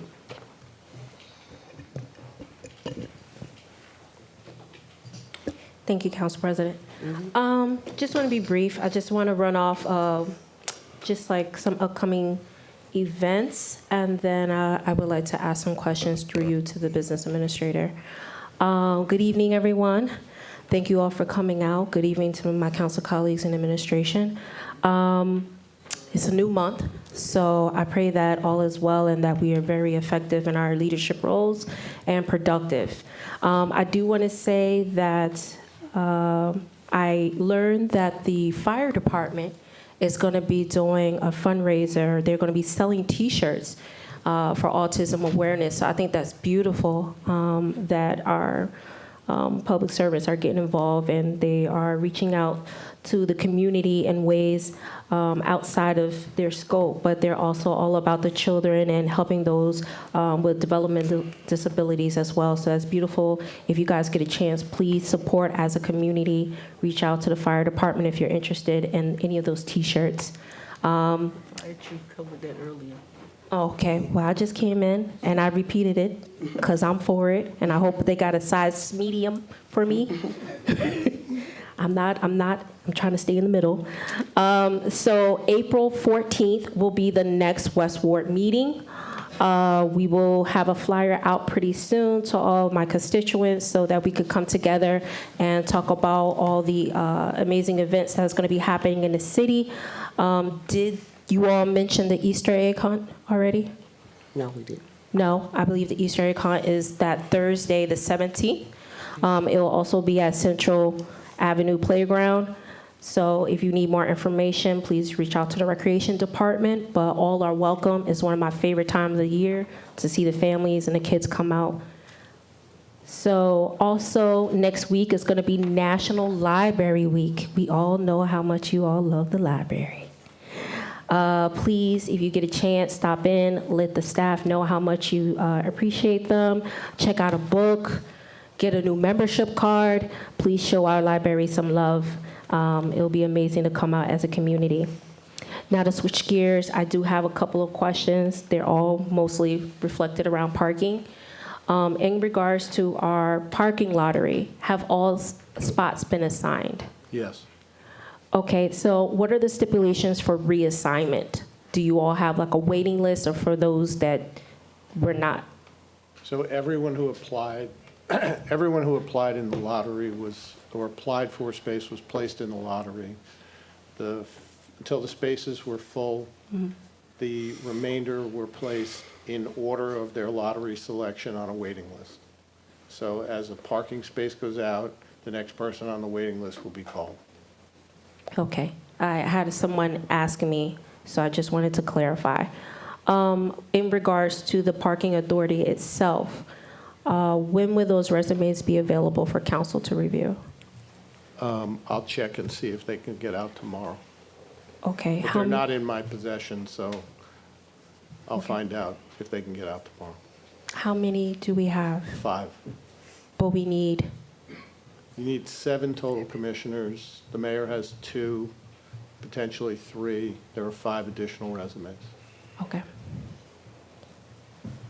All right, so please, residents, if you are interested or you have that adult son or daughter living with you, please send their resume in. We would like to do this as a community. Without the parking authority, without the commissioners, we won't be able to move forward with a lot of that permit parking that we've been petitioning for as a West Ward. I can't speak to any of the other wards, but I know that was one of the reasons why there was some postponements and some hesitation when we were petitioning for permit parking. So please, if you're interested or you know someone who might be a great fit, please send in a resume. I yield the rest of my time, Council President. Thank you. Councilwoman Easton? Thank you. In line with Councilman Cohen's comments, just so you know, I'm trying to get our Attorney General for the state placking for our first meeting in May.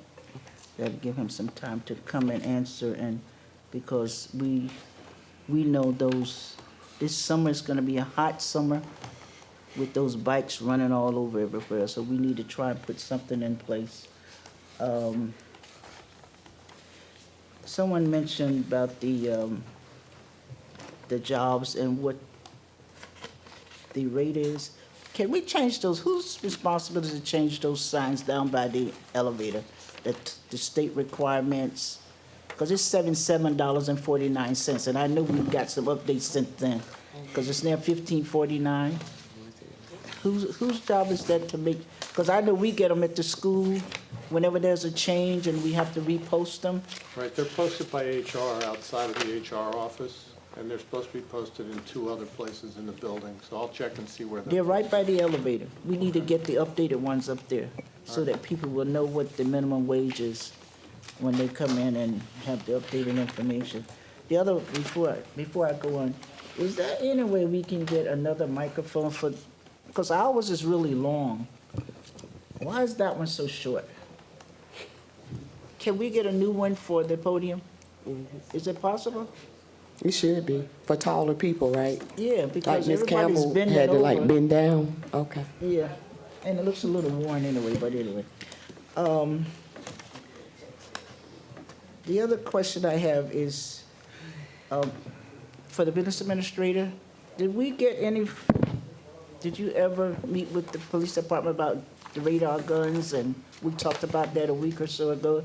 We need to slow down the traffic in Orange. We definitely got to do that. Are we going to have more accidents and more people ran over by cars if we don't do something? So can we just make sure this week we get with the police chief and find out who has radar guns, who's trained, and how soon we can get them out there? We've had that discussion, so they'll be out. Okay, because, I mean, it's just ridiculous how fast people are going. And maybe we should change the speed limit on all streets to 15 miles per hour. We can. And we should take a look at that, especially on High Street Scotland Road, Thomas Boulevard, Oakwood Avenue. Oakwood Avenue. So we need to look at changing some of those speed limits. But I also want to say the NAACP and our Miss Trish, I'm gonna say Trish, so I don't misrepresent it. They did a revival, and it was excellent. I attended 2 of them, and it's a membership drive. So in this day and age, if you don't belong to the NAACP and what's going on in the United States, we need all join or renew your membership, attend some of their functions. They were well attended at the churches, and the ministers did a dynamic job with their sermons and talking about how we can combat some of the things that's happening, and we just got to keep praying. But I want to say that there's a time for us to support the NAACP, and I think, what was that, all of the members in Livingston belong to the NAACP? So all of the councilmen and the mayor of Livingston belong. We have 11 cities that's represented. Orange is one of them, so we expected more from Orange because that's where it began. So we got to get all of our city council, our mayor, our business administrator, see if we're all to join. He's a member. Yeah. So that we can move forward. And I think that's all I have. Thank you, And I want to say to Councilman Ross, thanks for the shout out to the women. We know you love women, so you gotta love us. I do. So thank you so much. You're welcome. All right, thank you. Councilwoman Summers Johnson. If I was in class, the kids would be like, pause, like, you just, I don't know, it's just, okay.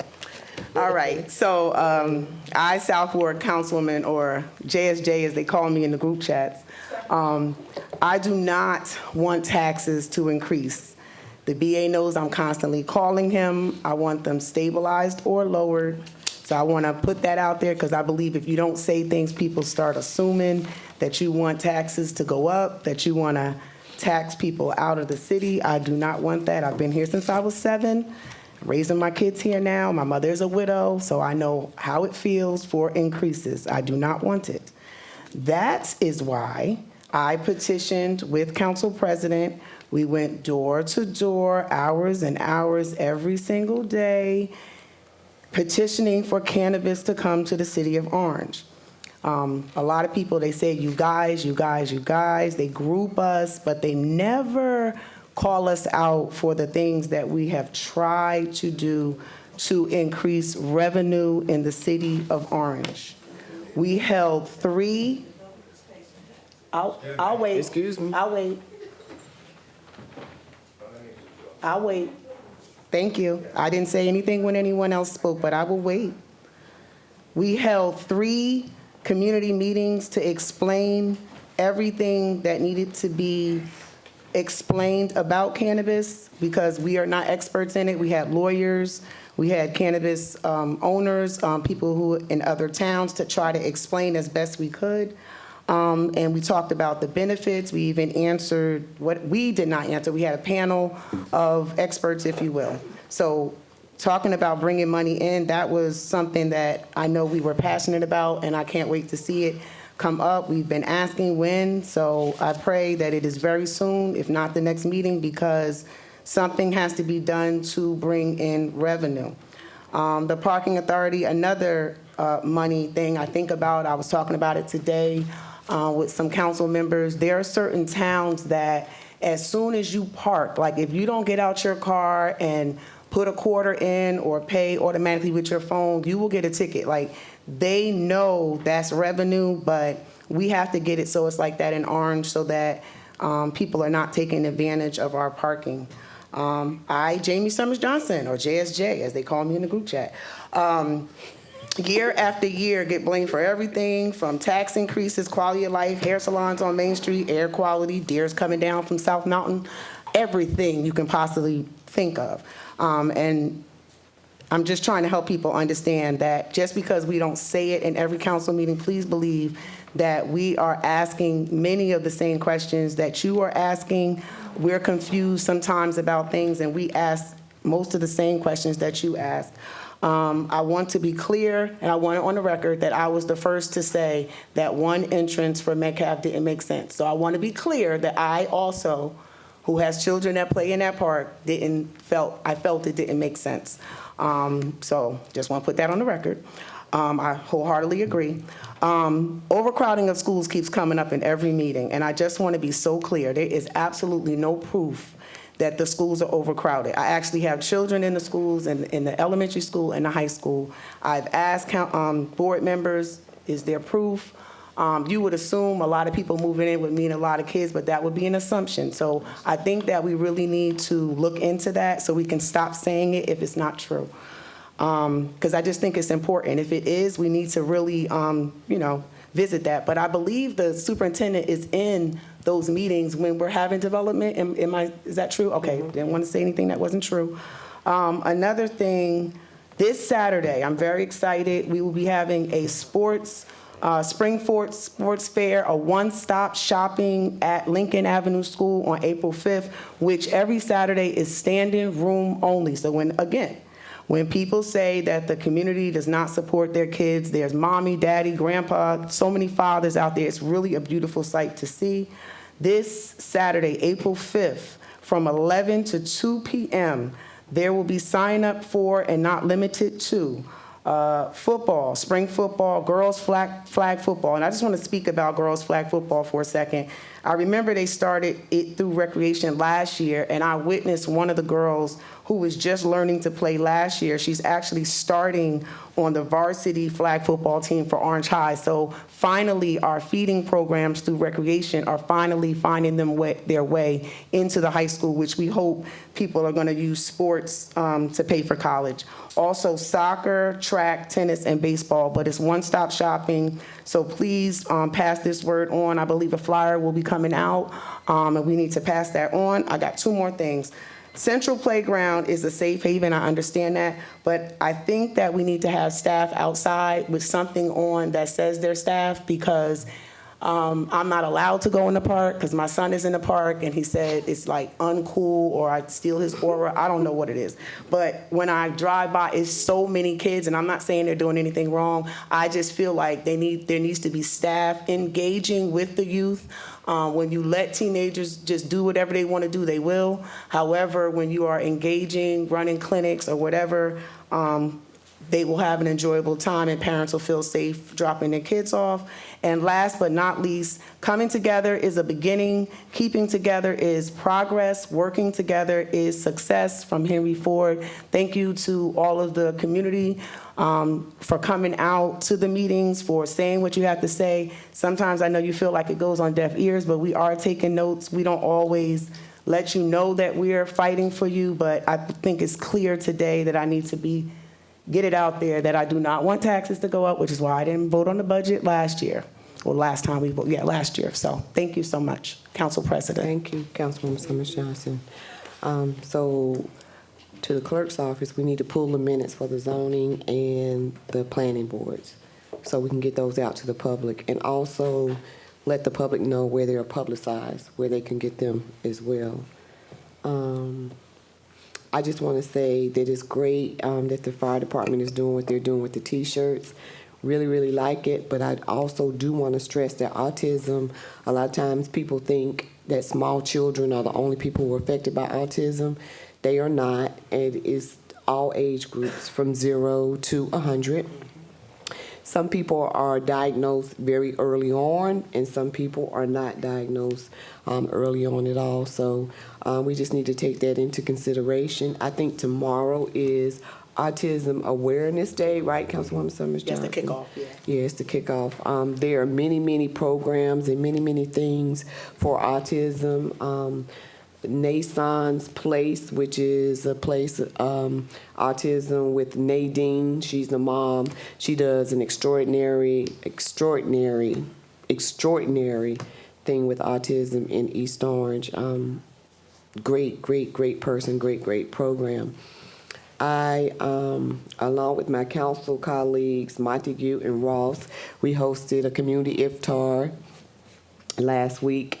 It was, I wish you could have seen it, was standing room only in the chamber, standing room only, and it's only grown and grown and grown each year. I think we had about 40 or 50 people here. Or more, so we may have to move next year. But to the Muslim faith, they know that we in Orange, we're inclusive, and they are welcome. The imam was phenomenal. It was just a phenomenal program. So if you've never gone to an iftar, you need to check it out. It's a life-changing experience, no matter what religion or what faith you believe. And iftar, autism. NAACP, again, I'm a member because my father's name is Oscar Wooten, so I don't have no choice. My children are members. My grandchildren are members, so we members. I'm a member. The NAACP with Mayor Ted Green and Mayor Warren are doing something. They're hosting Coffee with a Cop. And the flyer is outside on the table. That's going to be Wednesday, April the 9th, 5 p.m. through 7 p.m. I don't know if you want to drink coffee late at night, but okay. Maybe they're doing Irish coffee. Maybe, I don't know. But it's a collaboration with both towns' police officers. I think is something great that the NAACP is doing. They are out in the community doing a lot of outreach in our communities. And if you don't join, oh yeah, Andrea Crouch is the vice chair for Outreach Communications. So if you're not a member, come and check us out, see what we do at our meetings and see what we do out in the public. There was just an award ceremony that was given on Saturday of this week, which was, phenomenal people. On Saturday, I was able to attend the Garden State Film Festival in Asbury Park. Man, when I got there, I was like, why didn't I bring my umbrella and my chair and my whatever? It was beautiful Saturday. I think it was 70 degrees. This film festival was amazing. We did a screening of a documentary that was filmed here in Orange and filmed in my church, Bethel Baptist Church. And, they went down Main Street. But the title of the documentary was called Race, Religion, and Reconciliation. So if you haven't seen it, you should really, really check that out. I'm talking to the directors now, trying to get it to come in Orange so we can do a screening. The conversation that you can have regarding or around this documentary is seamless. I mean, it could be out of this world, and it's things that we need to really talk about in today's society. And it also questions or make you look at, like, there was a song called "The Revolution Will Not Be Televised." Some of y'all probably don't know that. I'm looking out. Some of y'all look pretty young. You might not know it. I don't know. It's a few people over here that look pretty young. They might not know it. And a long time ago, when I was a little girl, and I think a part of that song is, and I may be getting it mixed up with another song, where they tell you to look at the 6 o'clock news and turn the sound down. So if you go back to that song, and it may be another song, but if you go to your 6 o'clock news and turn the volume down, and if you could go back, transpose yourself back to the 60s, the TV screens will look the same. And we all know what was going on in the 60s. We all know. I mean, if you didn't experience it, you read about it in school, hopefully. I don't know. But like everybody said, thank you for coming out to the council meetings. We truly, truly appreciate you. Thank you for all your questions. I see Councilwoman Easton. You got something to say? I want just to say that in line with autism, that my church, St. Matthew Church, 336 Oakwood Avenue, has an autism room that we just put together for all autism. And the objective was that any parents that have autistic children could come put the child in the room. We have people that are staffing it, and they can go sit in the service and just enjoy the service, just to get a break if they want to. So that has been open for a couple of months now. Okay. And we also last summer, we had an autism camp. Okay. And it looks like we might be having another one this summer if it all comes together. So okay. If you want to come to church and you have an autistic child, we can we have the facilities that can make them comfortable. That's at great. church. That's great. So, once again, thank y'all for coming out. We look forward to you coming out. We look forward to your comments. And we're going to move the agenda. Ordinance on second reading, public hearing, 58-2024, an ordinance amending the municipal code of the City of Orange Township, Chapter 4, Administration of Government, Section 4.10, adding one entitled Resolution for Emergent Matters at Official Ceremony Events, sponsored by Council President. Are there any citizens who wish to speak? This is pulled? We're voting it down. Okay. This item is going to be voted down? Yes. Yes. Is there a motion? Motion. Second, Montague. Motion by Councilmember Coley, second by Councilmember Montague the third on the motion. Seeing none. Roll call. Councilmember Coley, No. Councilmember Eason, No. Councilmember Hilbert, No. Councilmember Montague the third, No. Councilmember Ross, No. Councilmember Summers Johnson, No? Council President Wooten. No. This item did not pass.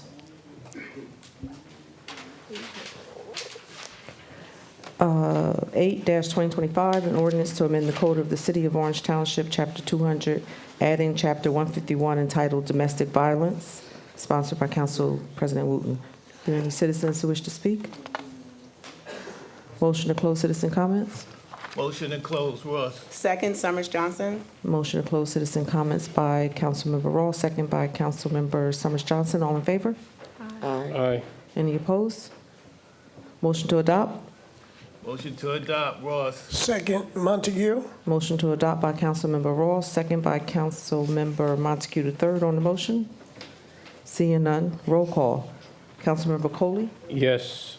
Councilmember Eason, Yes. Councilmember Hilbert, Yes. Councilmember Montague the third, Yes. Councilmember Ross, Yes. Councilmember Summers Johnson, Yes? Council President Wooten. Yes. Motion passed. Ordinance on introduction, first reading, 9-2025. This item was postponed. Supposed to And say. Remain. it will remain postponed. I'll just read the title into the record. 9-2025, an ordinance to amend the code of the City of Orange Township, Chapter 200, entitled Vehicle and Traffic, Section 200-52-1, Handicap Parking Spaces. Motion to postpone? Keep postponed. Motion to keep postponed, Summers Johnson. Second, Wooten. Motion to remain postponed by Councilmember Summers Johnson, second by Councilmember Wooten. On the motion? On the motion? Councilwoman Hilbert. Yes. I just wanted to know what was the reason for the postponement? Are we waiting for some documentation? We are. Okay, thank you. Mm-hmm. Okay. Seeing none. Anyone else on the motion? Seeing none, roll call. Councilmember Coley? Yes. Councilmember Eason? Yes. Councilmember Hilbert? Yes. Councilmember Montague the third? Yes. Councilmember Ross? Yes. Councilmember Summers Johnson? Yes? Council President Wooten? Yes. Okay, this item will remain postponed. 12-2025, an ordinance to amend and supplement the code of the City of Orange Township, Chapter 166, entitled Rent Control, Rental Properties Registration to regulate short-term rentals. That was being pulled also. Pulled. This one, is it being withdrawn? There a motion to Yes. withdraw? Yes. I sent an email earlier today to motion for withdrawal. So the motion by Councilmember Hilbert to Yes. withdraw. Is there a second? Second, Summers Johnson. Second by Councilmember Summers Johnson.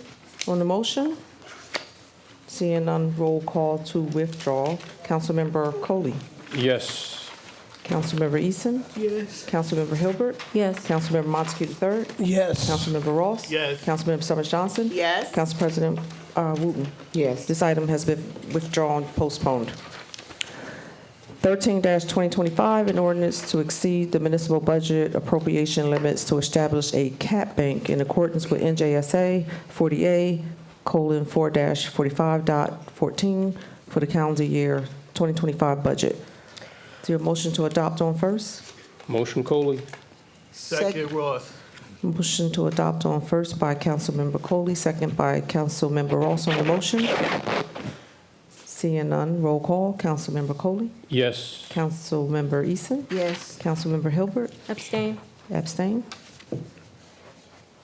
Councilmember Montague III? Yes. Councilmember Ross? Yes. Councilmember Summers Johnson? No. Yes. No. And Council President Wooten? Yes. Okay, so that is 5 yeas, 1 abstain, and 1 no. Motion passed. 14-2025, an ordinance to amend Section 200-42, Section 11, loading zone of the City of Orange Township City Code. Is there a motion to adopt on first? Motion to adopt on first. Second, Hilbert. Motion by Councilmember Ross, second by Councilmember Hilbert on the motion. Hey, Councilwoman President, Eason. I was trying to picture, where is that loading zone? Is that at a business?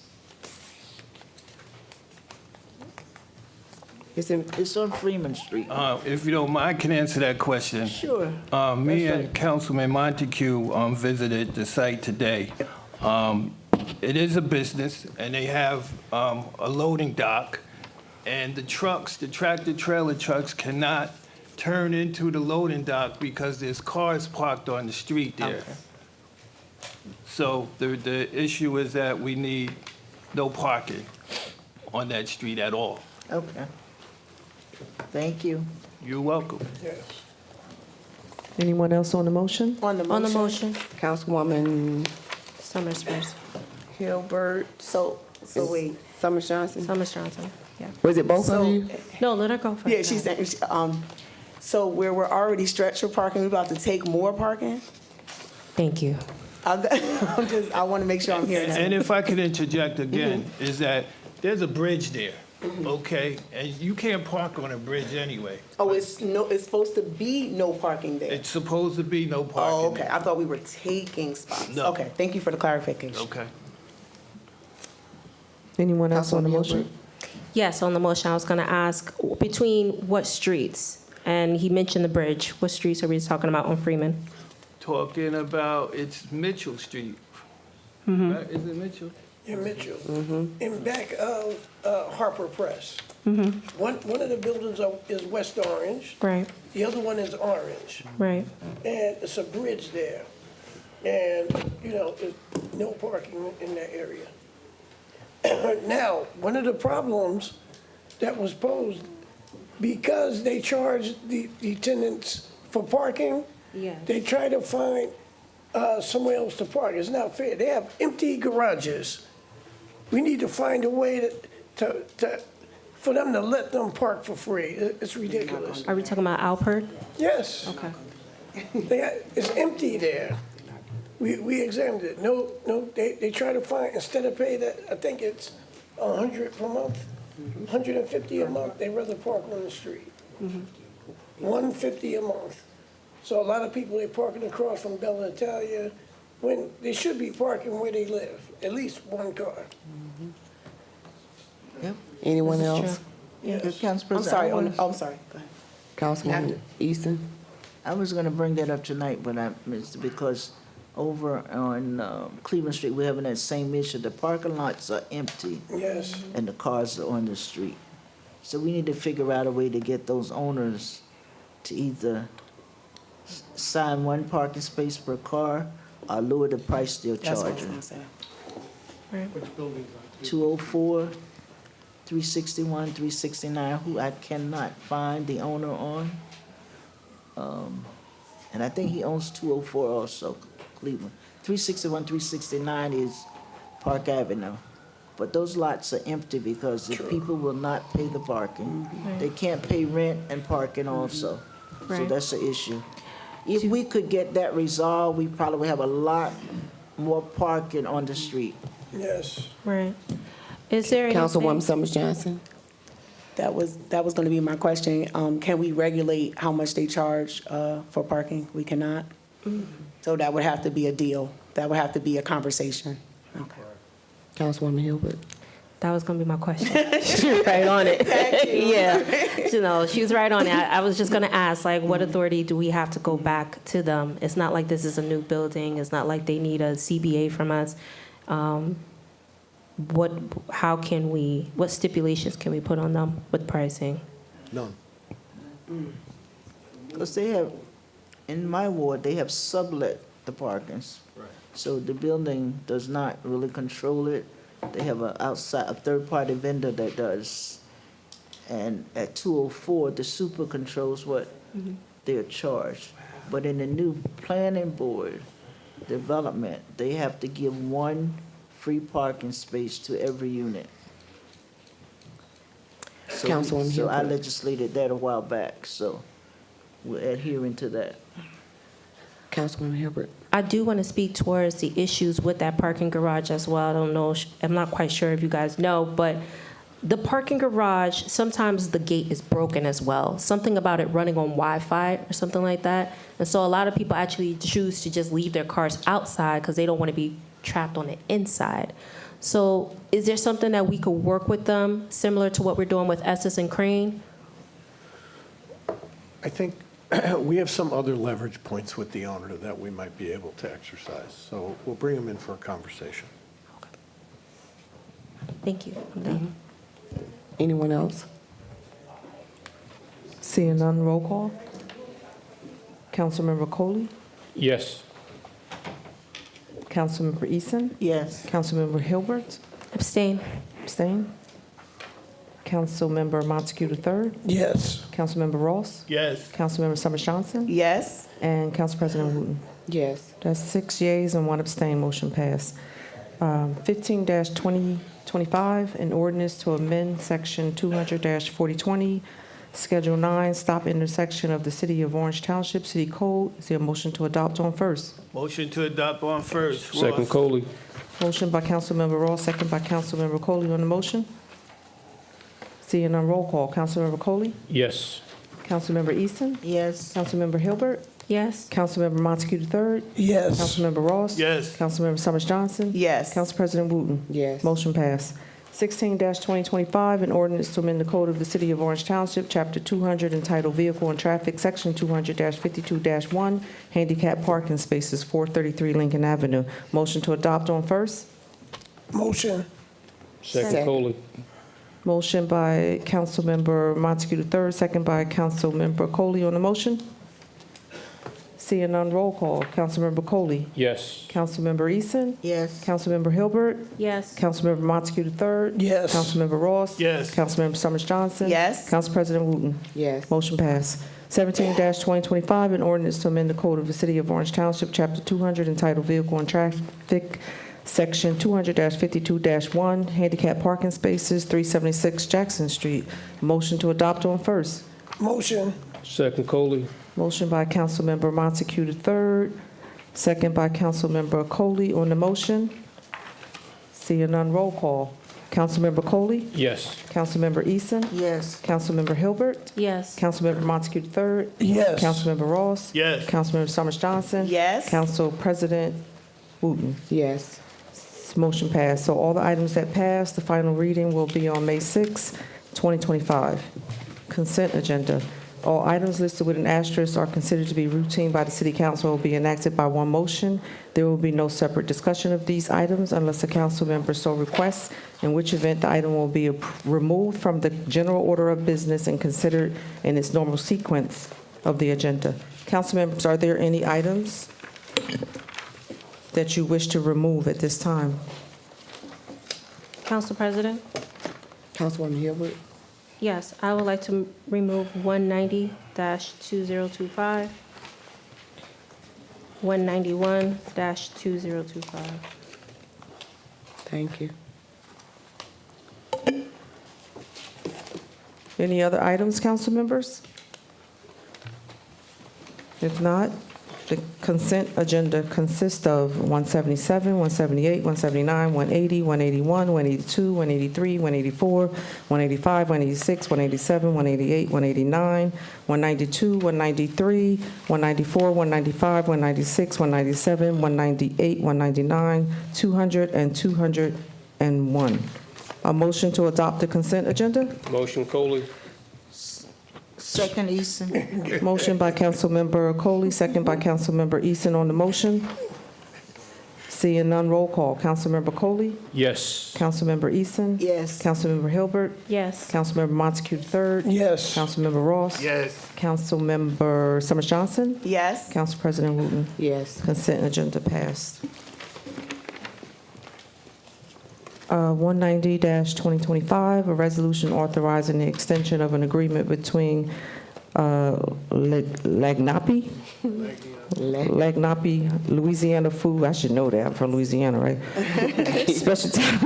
Specialties, Inc., and the City of Orange Township for continuation of storage space for cold food and other items for food distribution program for the calendar year 2025, an amount not to exceed $7,200.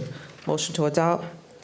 Move, Wooten. Second, Montague. Motion by Councilmember Wooten, second by Councilmember Montague III on the motion. Seeing none, roll call. Councilmember Coley? Yes. Councilmember Eason? Yes. Councilmember Hilbert? Abstain. Abstain. Councilmember Montague III? Yes. Councilmember Ross? Yes. Councilmember Summers Johnson? Yes. Council President Wooten? Yes. So that's 6 yeas and 1 abstain, motion passed. 191-2025, a resolution authorizing and ratifying the award of a non-fair and open professional service agreement with Integra Reality Resources Northern NJ LLC, 301 South Livingston Avenue, Livingston, New Jersey, for the preparation of market feasibility, economic impact valuations, appraisals, analysis, fiscal impact, and payment in lieu of taxes, pilots, studies in connection with certain proposed developments and proposed redevelopment projects within the City of Orange Township for a period from January 1st, 2025 through December 31st, 2025, an amount not to exceed $30,000. Is there a motion? Move, Wooten. Second, Coley. On the motion. Motion by Councilmember Wooten, second by Councilmember Coley, and on the motion, Councilmember Hilbert. Yes, on the motion. I believe, speaking about this in the past, I raised the question to the business administrator. Just to confirm, the studies that are being done by Integra Realty are not provided from the Nishoan Group, who has worked on our master plan? No, they're not. No, okay. And so with the information, with the data that they're collecting, how would they produce this? How would they be implementing or sharing this information? Will they be doing community forums to speak towards pilots? You mean Integra? Yes. No, they prepare the report for the administration for purposes of I can't hear you. They prepare the report for the administration for purposes of negotiation and approval of financial agreements. Okay, so how will we be able to be transparent and bring this information back to the community so they also know? They're public documents once they're finalized. Okay, is it possible, could we set up a community forums to? For what? Well, it's really important that we're educating the residents because I believe a lot of them had questions or they were speaking towards the pilots. So with us spending the tax dollars on these studies, it's just us having a conversation to explain what all of the data means. I think that the first step would be for people to come and pick up the studies and look at them, and then there could be a public forum if they had questions. Okay. Do you know when this information will be available? So there's already a bunch of studies that are done and on file. Okay. So in terms of new projects, we don't engage them until there's actually a project to engage them on. Well, that's what I'm worrying about because we just have the new projects on Lincoln and Highland, and I think there's another one coming up by the park, by Orange Lincoln Park. and Highland? You mean Highland 2? Yeah, Highland 2, and We did an impact study for Highland 2 a long time ago, before we entered into the pilot agreement. And what about Hillside? Same thing. Okay. So they're already included. The only time that we would use them going forward is if there's a new project. Is if there's a new project. Like I have them working on one right now in connection with a project on Bell Street. Right, the old parking lot. Correct. Okay. All right. Thank you. Anyone else on the motion? Yeah, I just want to, because I asked that question earlier, and you said you, from now on, the clerk is going to provide all of us that report ahead of time. so Yeah, we when can they're be informed. finalized. So there will be no pilot programs unless we receive that first, correct? Just to be clear, you get them now. Okay. They go up to the clerk's office. But I haven't received one. Has anyone? Okay, so I'll make sure that, Yes, that they get out. thank you. Anyone else on the motion? Seeing none, roll call. Councilmember Coley? Yes. Councilmember Eason? Yes. Councilmember Hilbert? Yes. Councilmember Montague III? Yes. Councilmember Ross? Yes. Councilmember Summers Johnson? Yes. Council President Wooten? Yes. Motion passed.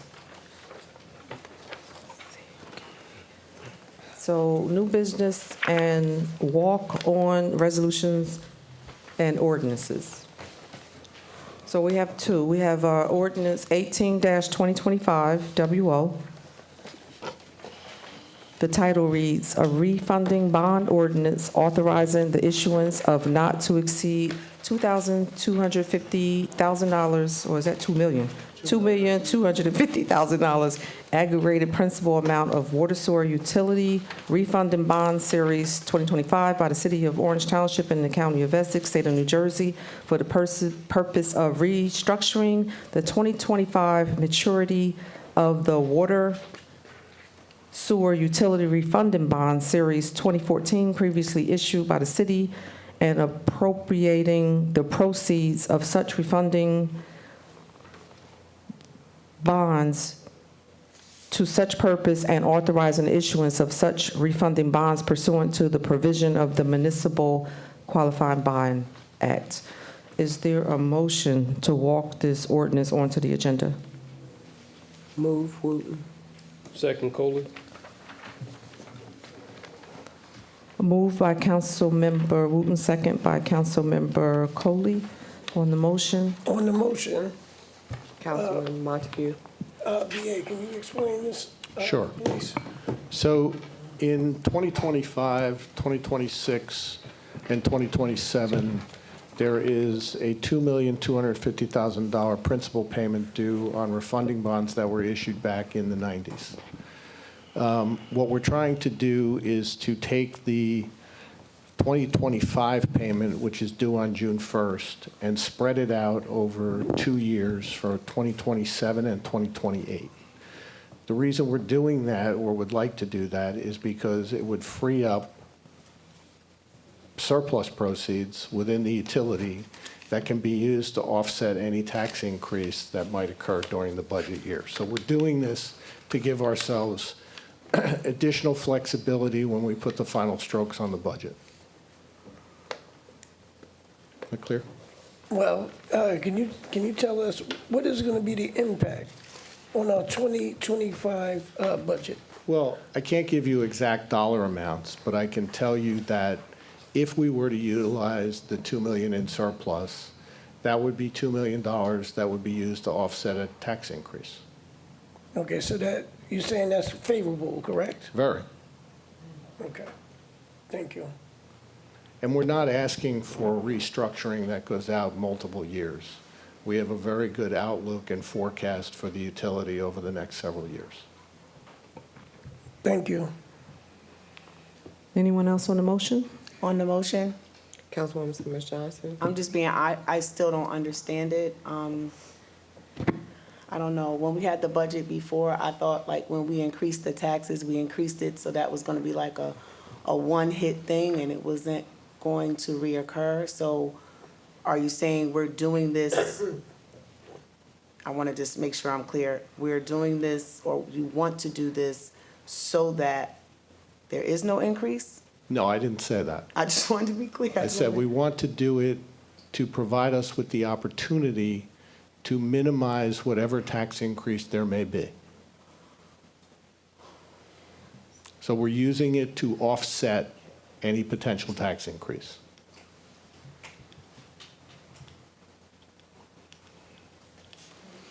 Anyone else on the motion? Seeing none.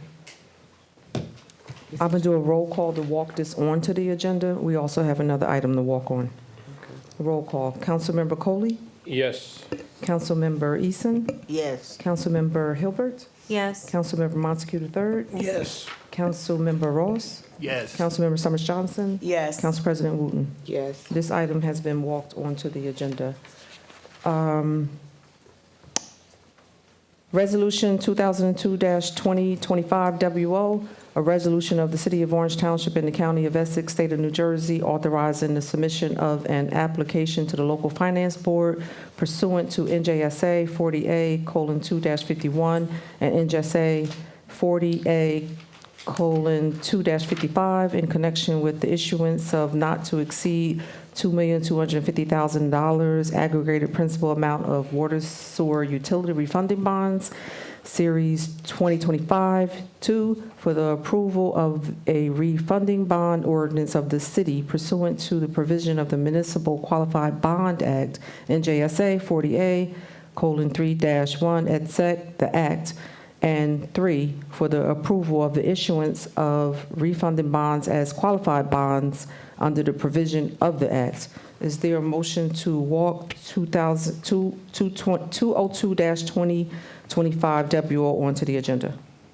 Motion. Second, Wooten. Motion by Councilmember Montague III, second by Councilmember Wooten. On the motion? Seeing none? Roll call. Councilmember Coley? Yes. Councilmember Eason? Yes. Councilmember Hilbert? Abstain. Abstain.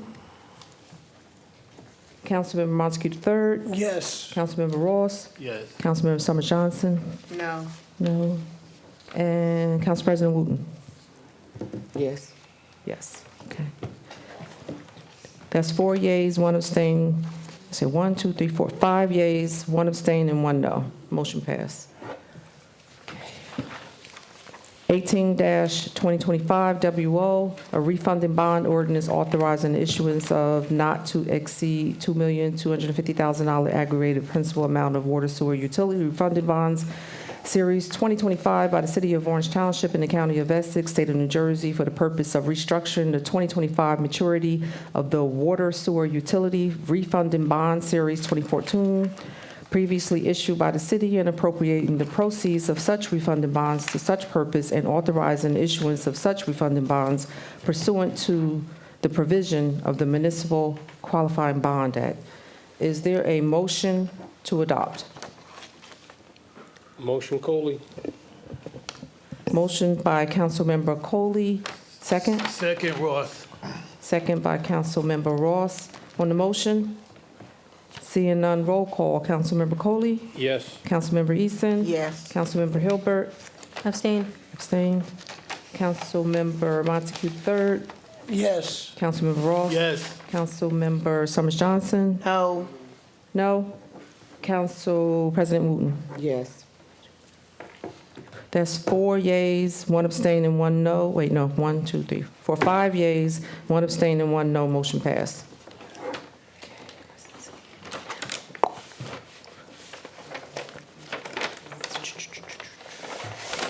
So,